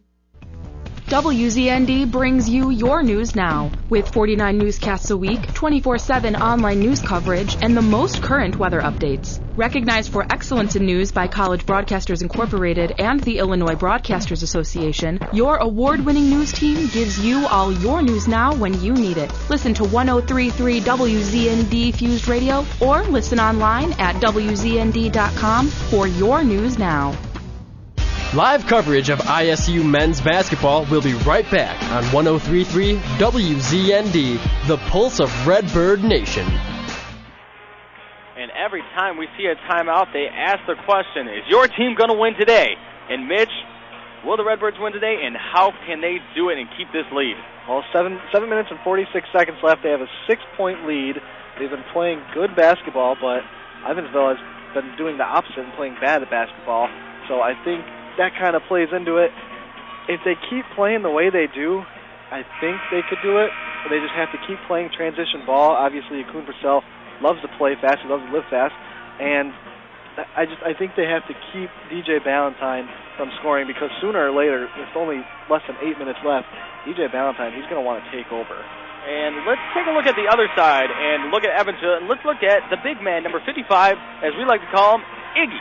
He is 3 for 4 from the field and has 7 points on the day with 3 boards and no assists. He's in some foul trouble with 3, but at this point in the game, he's your second best scorer behind Ballantyne, who has had some trouble getting his shot going. So you got to imagine they have to get him in the paint working a little bit. Yeah, he's had a very quiet game, which is unlike him. He usually puts up about 10 points per game, and he hasn't really been able to get anything going. And here we are, Simmons versus McLeod. Back to Ballantyne, who's being double-teamed by Hawkins and Tony Wills, who's just checked in. Adam Wing looks for the good look. Reggie Lynch on him, and he gets what he wants, and the whistle's blown. So Adam Wing goes up with just kind of a funky move, looking for the foul more than anything, and Reggie Lynch kind of fell for his act and leaned towards him. So Wing goes to the free throw line. 7:31 left to play. That was the 6th team foul on the Redbirds. And the first shot is good. And taking a look at some of Evansville's leaders, it's pretty consistent with the 2 men we've been talking about all day. Ballantyne in points, rebounds and Iggy. Assists, Ballantyne. 3-pointers, Ballantyne. Blocks, Iggy. Minutes, Ballantyne. Free throw percentage, Iggy. And the only one difference is the steals, Gibson. So definitely rely a lot on their 2 junior stars as Evansville, and ISU has done a good job at shutting them down in this second half. They've done a great job, and if they continue, then I don't think Evansville really stands a chance. Here's McCallum McIntosh trying to dish it to Reggie Lynch, but gets the ball stolen. Valentine takes it up. Matched up against Tony Wills. Valentine now matched up against McIntosh. Looks to make a play. Backs up, puts up the jumper, and that's just a beautiful shot. About a 15-point jumper after he did a little step-back move. That was like you said, that was a beautiful shot. Let me step back and kiss myself, as Stacey King likes to say. And here's Tony Wills looking for Reggie Lynch, hoping to respond with a play of his own, aggressive, and runs into a defender, puts it up, it's no good. And there are bodies all over this floor. Iggy, I'm not even going to try and pronounce his last name, was down on the floor for a little bit. Then Dwayne Gibson, I think that was, went down on the floor too. There's a reason they call him Iggy in Evansville, because the junior out of Lithuania has just a long, very difficult name to say. And he has been their star, though, and they sure love him. They've been using the hashtag Iggy all over the place. So if you go around social media, you will see the Purple Aces recognized around because of him and Valentine. Absolutely. So a timeout's called. We're going to keep it right here. 6:41 left to play. Birds are up by just 3 points. And now we've seen the Redbirds trying to get Reggie Lynch in the game a little more, and he's playing very aggressively in the paint, but it's kind of caused him to lose the basketball knowledge on the court. Yeah, absolutely. He's been playing pretty good ball today. 7 points, 4 rebounds. He only has 2 personal fouls, so that's going to be good for ISU going down the stretch with 6 minutes left, 6 minutes and 41 seconds left. Usually at this time he's kind of in foul trouble, which leads to Mikhail McIntosh, who just fouled out, actually finished the game with 1 point on 0 for 1 shooting and 1 for 2 free throw. So Mikhail McIntosh does, in fact, foul out early in the game with 6:41 left to play. That's usually something we see out of a guy like Reggie Lynch, but McIntosh playing a little too aggressive, not so much his game, and now they have to work without him. So, I mean, that's not an easy, that's a little bit of a blow to the Redbirds. Yeah, it is. It just takes away another big body from a pretty small team. You know, now they're going to have to rely on Reggie Lynch. They're going to have to rely on John Jones, Deontay Hawkins, and that's pretty much all they have for the big guys. So we're looking at Lynch. He's got 2 fouls. Hawkins has 3 fouls, and Jones has 1 foul, luckily. So hopefully Jones is back in the game, and so is Deontay Hawkins, so they got to be careful. Yeah, the 6'7", 234-pound forward out of Ontario averages about 6 points a game with 4 rebounds and about 20 minutes as well. So he definitely takes a hefty load off that bench and has been a big part of the help with the bench mob. And here is Valentine at the free throw line. He knocks down the first one, narrows down the lead to just 2 points. So it seems it's been going back and forth between 2 points, 4 points, 2 points, 5 points, but somehow the Redbirds have been able to manage. They hold on to their lead as now Valentine hits the second one, and we now just have a 1-point game. And if I'm Dan Moore, I want my team to just start scoring. Evansville's crowd is starting to get into it a little bit more, but I want to blow the top off of this thing. I don't want to let a team like Evansville hang around and try and win this thing at the end of regulation. And here is Hawkins double teamed in the paint, has to dish it all the way back out to Deshaun Knight, who avoids the backcourt violation. Deshaun looks to take it to his right side. John Jones, a failure at the screen. Hawkins back at the top of the key. Hits it down to John Jones against Iggy. Puts up the right hand, and it's good. Beautiful hook shot there from John Jones over one of the best ball defenders, Iggy from Evansville. Iggy is known for his blocks. He has moved up to 3rd on the all-time Evansville list. And you got to imagine, as being just a junior, he's only going to lead his way more up to the top. And a shot put up from the Purple Aces, no good. Paris Lee with the rebound. Hits it back over to Hawkins, who brings it right back to Lee. Calls out the play. Calls over John Jones to try to stand up a screen. Gets it. Iggy picks him up. So a big man versus a little man. And the little man wins. Puts up the left hand from the right side. Paris Lee had about 1 inch of space between him and Iggy, and he somehow managed to get that ball up. And the size differential did not bother Lee at all. Lee stands in at 5'11" compared to Iggy, who is 6'10". And Gibson goes in for the drive up the middle, puts up a left hand, and gets the foul called. And right there, Dwayne Gibson is just trying to get himself going, trying to take the pressure off of Valentine and Iggy on Evansville. He has 0 points today and 3 fouls. It's a tough game for Gibson. When you look at beyond the top 2 players for Evansville, you're looking at Brozoya, Blake Simmons, and Adam Wing as far as points go. And from those guys today, we've seen 7 points come from Wink and only 3 come from Simmons. And Simmons is 1 for 4 from the field. So you got to imagine his coach, otherwise known as his father, can't be too pleased with his performance today. No, absolutely not. 3 points and 3 fouls. Not a great game from him. And the free throw is up, and it's no good. But they say there was some movement before the ball hit the rim, and now another shot's going to be able to get taken by the Purple Aces. And that just drives coaches crazy. Those are the simple mistakes that can't happen. Back to the fundamentals they go, as it's now a 58-55 game. As we narrow down to just about 5 minutes left. Akun Purcell goes to the right. Double team. Still looking to make a play. Finds Tony Wills at the top of the key, who gives it back to Paris Lee. Deshaun Knight, the senior guard, trying to live out his career as a Redbird and end it the right way. Goes to his left side. Tries to find Tony Wills, but can't do it before the whistle's blown. And another foul there on Dwayne Gibson. That's going to be his 4th foul. 4 fouls and 2 points. Dwayne Gibson, we kind of compare him to a Paris Lee. Likes to pick the pocket a lot, leads the team in steals, and as we know, that causes a lot of fouls. So Deshaun Knight gets to go to the free throw line, and as we mentioned, he is one of the 4 seniors on this Redbird team trying to live out his career. And if you did not know, Deshaun Knight has some fun with his jersey numbers. His freshman year, he was number 1. His sophomore year, he was number 2. And his junior year, he was number 3. And you might notice he's still number 3 today, but that's only because Bobby Hunter owns the number 4, and he decided to let him keep it. Very nice of Deshaun Knight, by the way. It was very nice of Deshaun Knight. And as he knocks down the second free throw, this game is now coming down to it as we are officially under 5 minutes left to play, and it is just a 4-point lead from your Birds. And Ballantyne trying to get a play going. Finds Iggy, who then finds Brown. Rosario at the top of the key with Tony Wills on him. And Ballantyne looks to make a play himself, puts up a jumper, it's no good. But the rebound picked up by Adam Wing, dishes it back out to Ballantyne, who gets it before it goes out of bounds, goes to his right side of Akun Purcell, and the foul is called on the floor.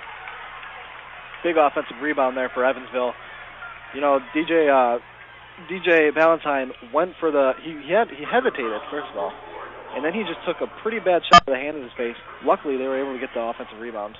Ballantyne seemed to try to make a play that was never there, and that's the kind of player he is, because sometimes when it's never there, he could still make it. That's the kind of guy you look to, someone who averages 19 points a game in a season and could be considered a top 10 shooter in the entire nation. You trust him. And here he is at the free throw line. He has 15 points on the day, make it 16. He's gone 6 for 14 from the field, but only 1 for 5 beyond the arc. So his three-point shooting has not been as good as it usually is. And he nails the second shot. It is now, once again, something we've been saying all day, a 2-point game. And these fans are not letting it up. You got to imagine they're in it to the end, as this rematch between the Purple Aces and the Redbirds has been a great one. Here's Akun Purcell putting up a right hand. Airballs it, but getting the rebound is Reggie Lynch, who tries to put it back but can't get it. And the refs, once again, walking onto the court, letting them know that there was a foul on the Redbirds. Akun Purcell was not happy about that foul call. He was walking down the court. He had his fist clenched. The last thing you can let happen right now, with just 4:13 left to play, is let the refs get inside your head. The refs are doing their job, and they're calling the calls you need to do. What you need to do is play the game that you know how to play. Absolutely. You just got to play the game the way that the refs give you. You know, if the refs are going to let you play and you're going to be able to get away with some foul calls, play it like that. But they know that both teams have been in double bonus in both halves. They know that they can't get petty calls. The double bonus is always dangerous. As we see, Iggy's going up for 2, made the first one, and now if he makes this one, we have a tie game. Puts the shot up, and it's good. We now officially, once again, have a tie game. The Redbirds have had the lead almost this entire second half, and now if they want to regain it, they are going to have to start pulling out some great moves from the playbook. Here's Paris Lee. Moves it to Akun Purcell, who's trying to make it a play out of something, but doesn't find anything. Dishes it back out to Lee, who calls out the play from Moeller. Deshaun Knight, the senior. Reggie Lynch staying the screen. Deshaun Knight going up with the right hand, and Iggy coming up with the big block, but the hand goes up from the ref. And Brozoya letting the ref know that he did not believe that was a foul. Iggy thought he had all ball. And a timeout's going to be called on the floor. We're going to take a quick timeout before we give you this exciting end to this Arch Madness game here on 103.3 WZND, the pulse of Redbird Nation. As I went through school, one giant question loomed over me. What did I want to be? First, I had to decide what I wanted to make. I wanted to make more, so I became a teacher. Now I make learning a privilege, not a chore, and frustration a tool, not an obstacle. I make working hard seem easy, and giving up impossible. I'm a teacher. I make more. Find out how you can make more at teach.org. Make more. Teach. Brought to you by Teach and the Ad Council. Women now make up 37% of the workforce, changing their role forever. Harvard Medical School has now opened its doors to new female applicants. The first woman is now in space. The majority of last year's doctorate degrees were earned by women. We've come so far, but our news is changing for the worse. More women die from heart disease and stroke than men, even though it can be prevented. Make a change at GoRedForWomen.org today. Brought to you by the Ad Council and the American Heart Association's Go Red for Women. I don't want to say that I called it, but he's down to the 40. He's down to the 30, the 20, the 10. Reservation for 6. Kevin Allen, touchdown. You have got to be kidding me, ISU. For heart racing live coverage of ISU sports, we've got what you need. Tune in to the pulse of Redbird Nation, only on 103.3 WZND Fuse Radio. Welcome back once again. You are listening to 103.3 WZND, the pulse of Redbird Nation. And as me, Mitch, Jason Klaer, and Connor Boyd are in our box, we were just talking about the matchup once again between Iggy and Reggie Lynch, and how Reggie Lynch has about 30 pounds on Iggy. That is a lot of weight to have on a center, especially when you're weighing in at the same height. So if there was ever a time for Reggie Lynch to come up clutch and make a play, it's in this game. I totally agree with you, Sam. Reggie Lynch, or both Reggie Lynch and Iggy, are both 6'10". Reggie weighs in at 257, though, and Iggy weighs in at 225. But Reggie is playing like he's Iggy. He's playing opposite of that. He's playing soft basketball, and you talked about it earlier. When he gets the ball, he just puts it up. He needs to be patient. He needs to get the ball and start working his game, using his size to really push Iggy back and try and get a good look at the basket. There was only one play in this game that comes to mind where Reggie showed what he was capable of, is down low when he was facing Iggy one-on-one, and he gave him a shoulder inside the chest, and Iggy went down to the ground. There was no foul called, and Reggie put up the easy lay-in. That should be happening 9 out of 10 times, wouldn't you say? Oh, absolutely. It should be happening probably 11 out of 10 times. It's sure. Well, either way, Deshaun Knight gets to go to the line to try to give his team back the lead after it was tied by Evansville 59. And now the Redbirds finally take their lead back. It is now 60-59 with 3:48 left to play. Deshaun Knight now has 11 points on the game, 4 rebounds, and 1 assist, and shooting 38% from the field. Knight puts up the second shot, and it's good. So 2 for 2 for Knight. Clutch free throws, especially at the end with these double bonuses. Every free throw counts. And my favorite phrase, and I say it every single game, they're called free for a reason. Harris Lee. Matchup, here's Valentine. Finding Brozoya, who finds Iggy, who puts it down the slam. And this is what we're talking about. Iggy going up as if he's weighing in at 260 pounds and just embarrassing that Redbirds defense. Yeah, that was a bad foul on Reggie Lynch there. Iggy had the clear, wide-open dunk, and Reggie just went up from the block from behind, got him on the arm, and you know the refs are going to call that. And now a three-point possible play for Iggy, and we talked about it. He was the one to watch. We haven't seen a lot of him in this game, and in about the past 2 or 3 minutes, he's been all Evansville's had. And he, again, a lot of lucky bounces in this game. Another one goes in, which gives Evansville the lead once again. 62-61. 3.5 minutes left to play. Deshaun Knight picks it up, gives it back to Paris Lee. We see Reggie matched up on Iggy still. Paris Lee against Brown.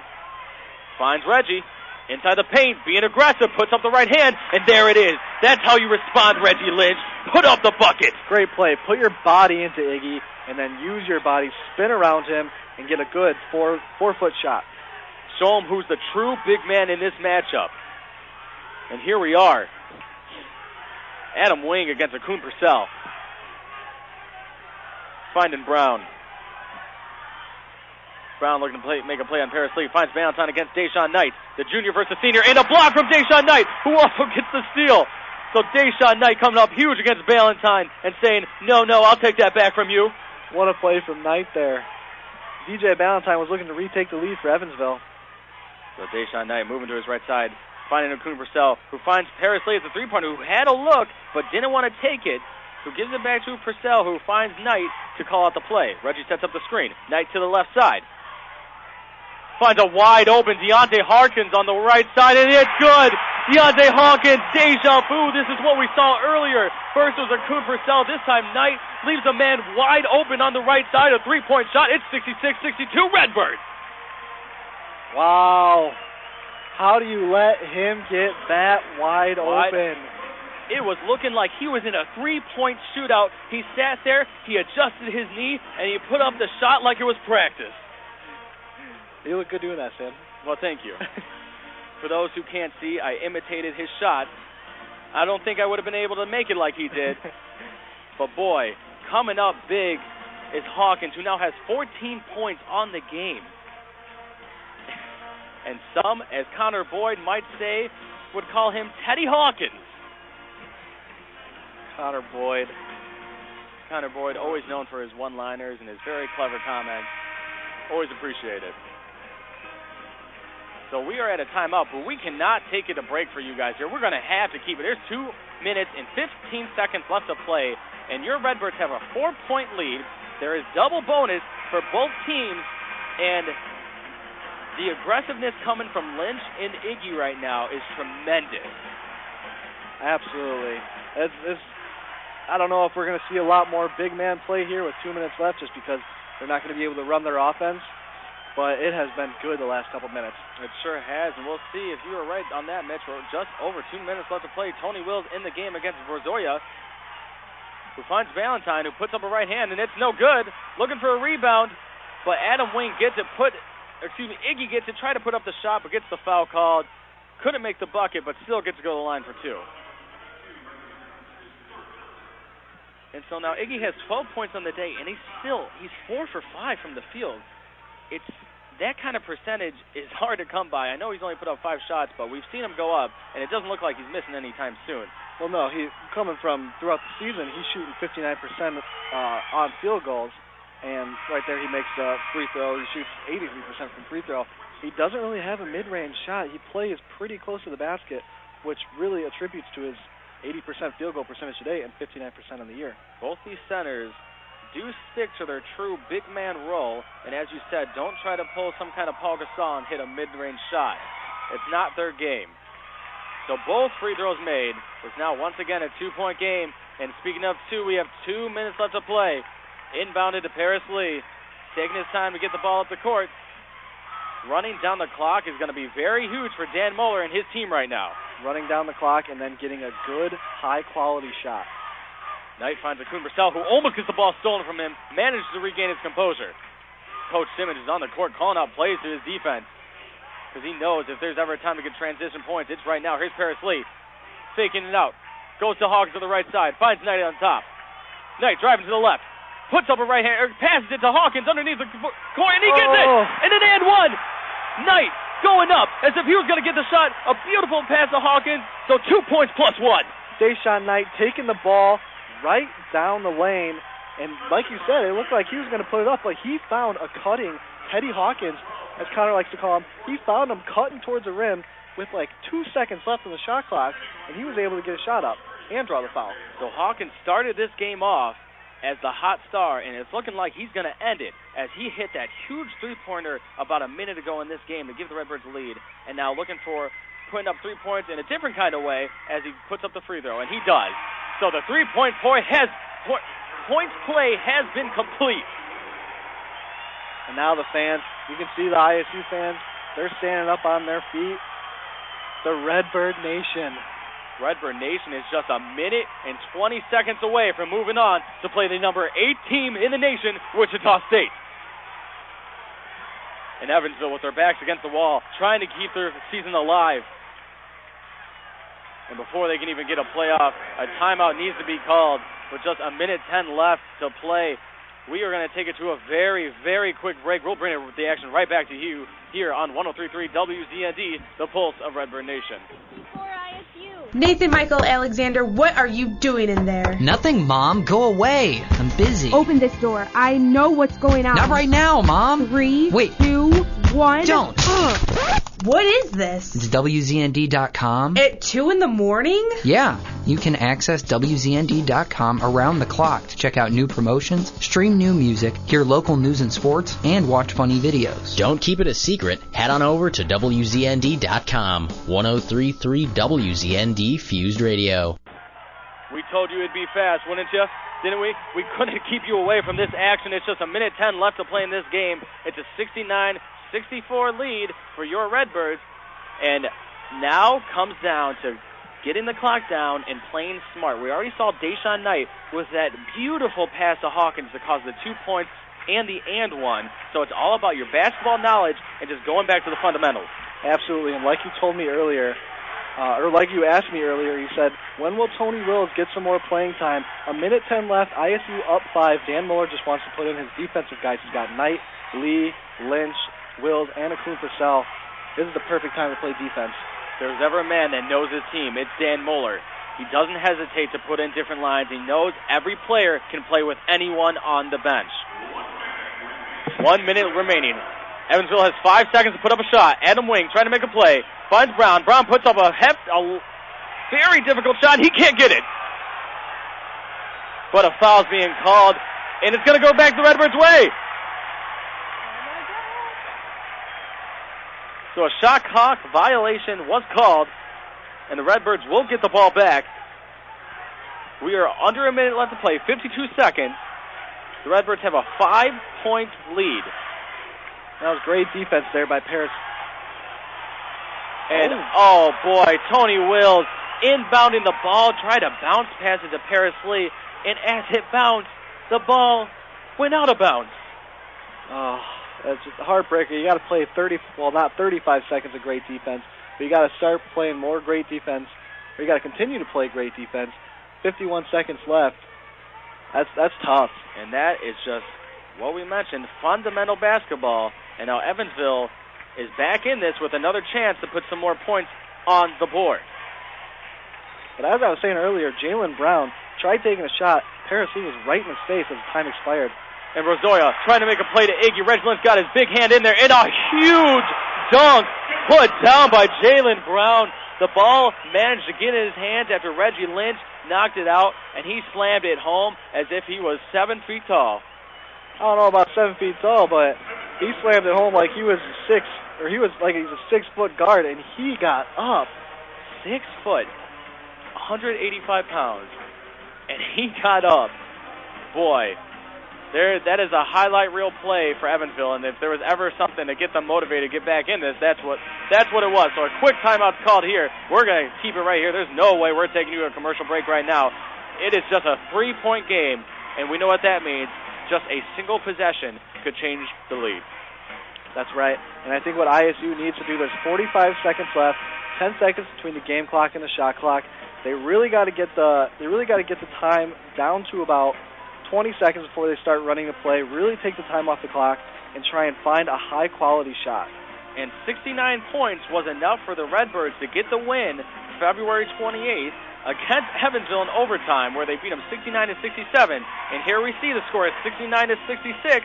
Looking at a little bit of a deja vu here, but this time where it truly matters in Arch Madness. And if you want it, you show it. This is your time. Absolutely. You can really see the confidence that Muller has. He's leaving the same 5 guys on the court. And the Redbirds inbounder, Akun Purcell, making a play. And eventually, Deshaun Knight trying to make a play himself and run down the clock, but a travel is called. So don't look now, but Evansville gets another possession with 38 seconds left. This is really coming down to the end, Sam. This is as exciting as it gets, and I can't say that one single person is sitting down on the Redbirds side. They know what's at stake here. Inbounded to Rozoya. Brings it up court. He's got to hurry up. They're down to just about 30 seconds left to play in this game. Looking to make a play, taking their time before a timeout is called by Simmons. So if you're Coach Simmons, Mitch, you're taking your team to the side. You tell them you got 29.3 seconds left. It's one and done. It's Arch Madness.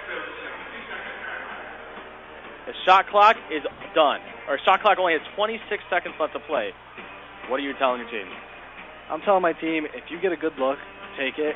But 29 seconds left in the game, 26 on a shot clock. I feel like they kind of have to take a three-pointer especially if they get a good open look. I'm assuming Paris Lee is going to be guarding DJ Valentine, and it's going to be tough. You got to stay composed. You can't force a bad shot. You definitely just got to take what ISU gives you, and if you have to take a 2 and foul, you have to take a 2 and foul, and just see where it goes from there. So, who do you trust? The best three-point shooter by percentage for Evansville is Adam Wing, who it comes in about just over 42% shooting beyond the arc, which is a very good number, and second to him is DJ Valentine, the star. Who are you giving the ball to? If I had to pick, I would give the ball to DJ Valentine. You know, it's great that Adam Wing has a phenomenal three-point percentage, but DJ Valentine is their go-to guy. And if anything, the Redbirds have just been stomping themselves on the foot the last 2 possessions, 2 very quick turnovers. It was just 52 seconds left to play. And now we're looking at 29 seconds left to play in just that matter of time. 2 turnovers from the Redbirds. A fundamental mistake, inbounding the ball and letting the ball bounce out of bounds. And then a travel call on Deshaun Knight as he was being double-teamed. So if there's anything to do, it's just to play smart and avoid those mistakes. So here we are, inbounded the ball. Valentine's got it on top of the key. Some strong defense coming from Paris Lee. The screen is set. He can't get it. Gets it this time. It's Adam Wing. He takes the 3. It's Valentine. He can't get it. And the rebound. Evansville's got the rebound.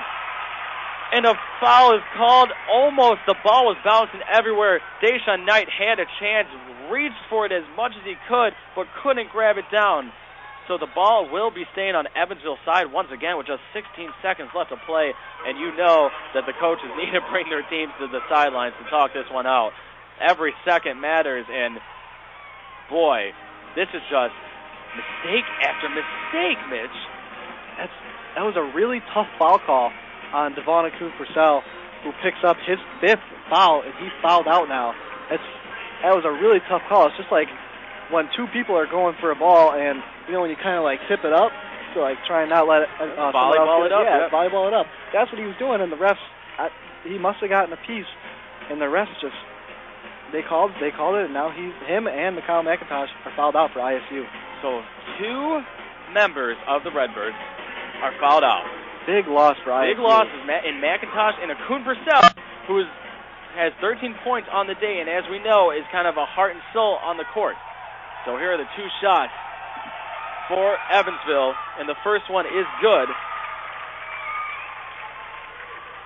So we have 69-67, 16.2 seconds left to play. Both teams are in double bonus, which is why we're seeing Evansville go to the line. And we're seeing on the sidelines, looks like a check-in for the Redbirds will be happening. And the rebound, no good on the second shot. And the Redbirds trying to click down the clock before Paris Lee is fouled, and he will go to the line. So Evansville had really no choice but to foul there. ISU really caught a break with that missed field goal. If they can hit 2 and make it a 2-possession game, that would be huge. So Paris Lee, the 2 biggest free throws of the game are right now as Dan Moeller takes the team to his side, huddles them up to let them know after these free throws what needs to happen. So from a defensive perspective, if Paris Lee only can hit 1 of these, a 3-pointer ties the game. On defense, how can the Redbirds avoid them hitting a 3? Well, I think you really just got to man up, and you can't you got to be able to communicate, and you got to be able to switch defenders if there's a pick set. You don't want any crazy plays going on. So here's Paris Lee with the first shot. And it's good. The first shot is good. If he puts up a second shot here and makes it a 4-point game, which makes it very difficult for Evansville to come back with just 12 seconds left. Paris Lee has 4 points on the day, 1 rebound, 4 assists, and he gets the second one. So a 71-67 lead by your Redbirds, and that could about do it. With just 12 seconds left, Evansville is still in this, but you got to imagine those 2 free throws were partially a little bit of a dagger. Those were some clutch free throws, Sam. I mean, if I was standing there and knew I was getting 2 free throws, I might have been able to hit the first one. If I'm Paris Lead, I'm not saying me, but wow, you talk about your season on the line, trying to put your team up 2 possessions, and he just went out there, calmly shot the free throws, and hit both of them. Call me cliche, but it's all about the teamwork. And that's what we've seen out of this Redbird team. It's just teamwork, teamwork, teamwork. So when you see an individual like Paris Leigh go up to the line, you know it's him taking the shots, but you can just see the confidence in him, and you see the confidence coming out of every single player. So that confidence that comes from one player goes to the next, goes to the next, goes to the next. Next thing you know, you have a whole crew. Just all that's on their mind is a win. And it starts with the coach, too. Dan Muller, he loves these guys. They know that they're loved by their coach, and he feeds them confidence. He's been very confident the last week, especially. He sure is. And here's Evansville moving very quickly to try to get a shot up. Passing it down. Here's Rozoya putting up the three-pointer. No good. Rebounded by Iggy, who tries to put it back and blocked by Reggie Lynch. And blocked again by Reggie Lynch. 2 blocks in a row by Reggie Lynch, and that's going to end the game. We're at 0, and your Illinois State Redbirds take home the W. 71-67 after 2 ginormous blocks by Reggie Lynch. So finally we called him out. We told him, you're not playing like a big man, Reggie. And then Iggy comes up, tries putting up 2 shots, and Reggie says, yeah, right. Oh, my God. The 6'10 sophomore center. Wow. Oh. That's all we could say, folks. Wow. We are speechless after Illinois State almost gave the game away. Almost gave the game away. 2 straight turnovers. Great man defense on the final 10 seconds of the game. They just manned up. They didn't let Evansville get a good shot, and especially those last 2 seconds with Reggie Lynch's 2 blocks. Oh, they didn't. And, folks, we need to take a quick break to collect ourselves and realize what just happened. But we'll give you your post game right after this. You're listening to 103.3 WZND, the pulse of Redbird Nation. We're back with ISU men's basketball at the Missouri Valley Conference Tournament on 103.3 WZND, the pulse of Redbird Nation.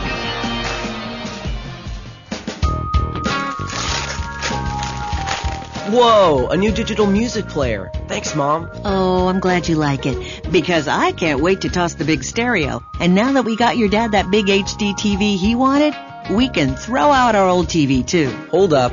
You can't just throw out electronics. Really? They need to be recycled or donated. And how would we do that? It's so easy, Mom. Today, recycling electronics is just as easy as buying them. GreenerGadgets.org has all the info. We just enter our zip code to find a certified recycling center nearby. There are thousands of them, and new ones are being added all the time. Some of our local stores are even certified recycling locations. I like that. Did you know that some of the stuff in our old electronics could be used to make new products and conserve natural resources? Well, okay then. Let's gather them up. What was that website again? GreenerGadgets.org. We just enter our zip code and go.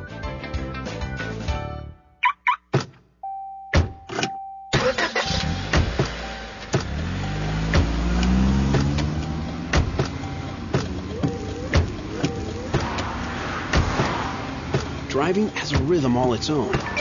Don't wreck it with a text. Before you get behind the wheel, silence your phone. Or better yet, designate a texter. For more text-free driving tips, visit StopTextStopWrecks.org. Brought to you by the Ad Council and the National Highway Traffic Safety Administration. And here we are back at Arch Madness in St. Louis at the Scottrade Center, where Illinois State just took home the victory against Evansville 71-67, and it came down to just 12 seconds left, and as Evansville drove the ball down, missed the three-pointer, Iggy got the rebound, put up a shot. Big man Reggie Lynch came up with a huge block.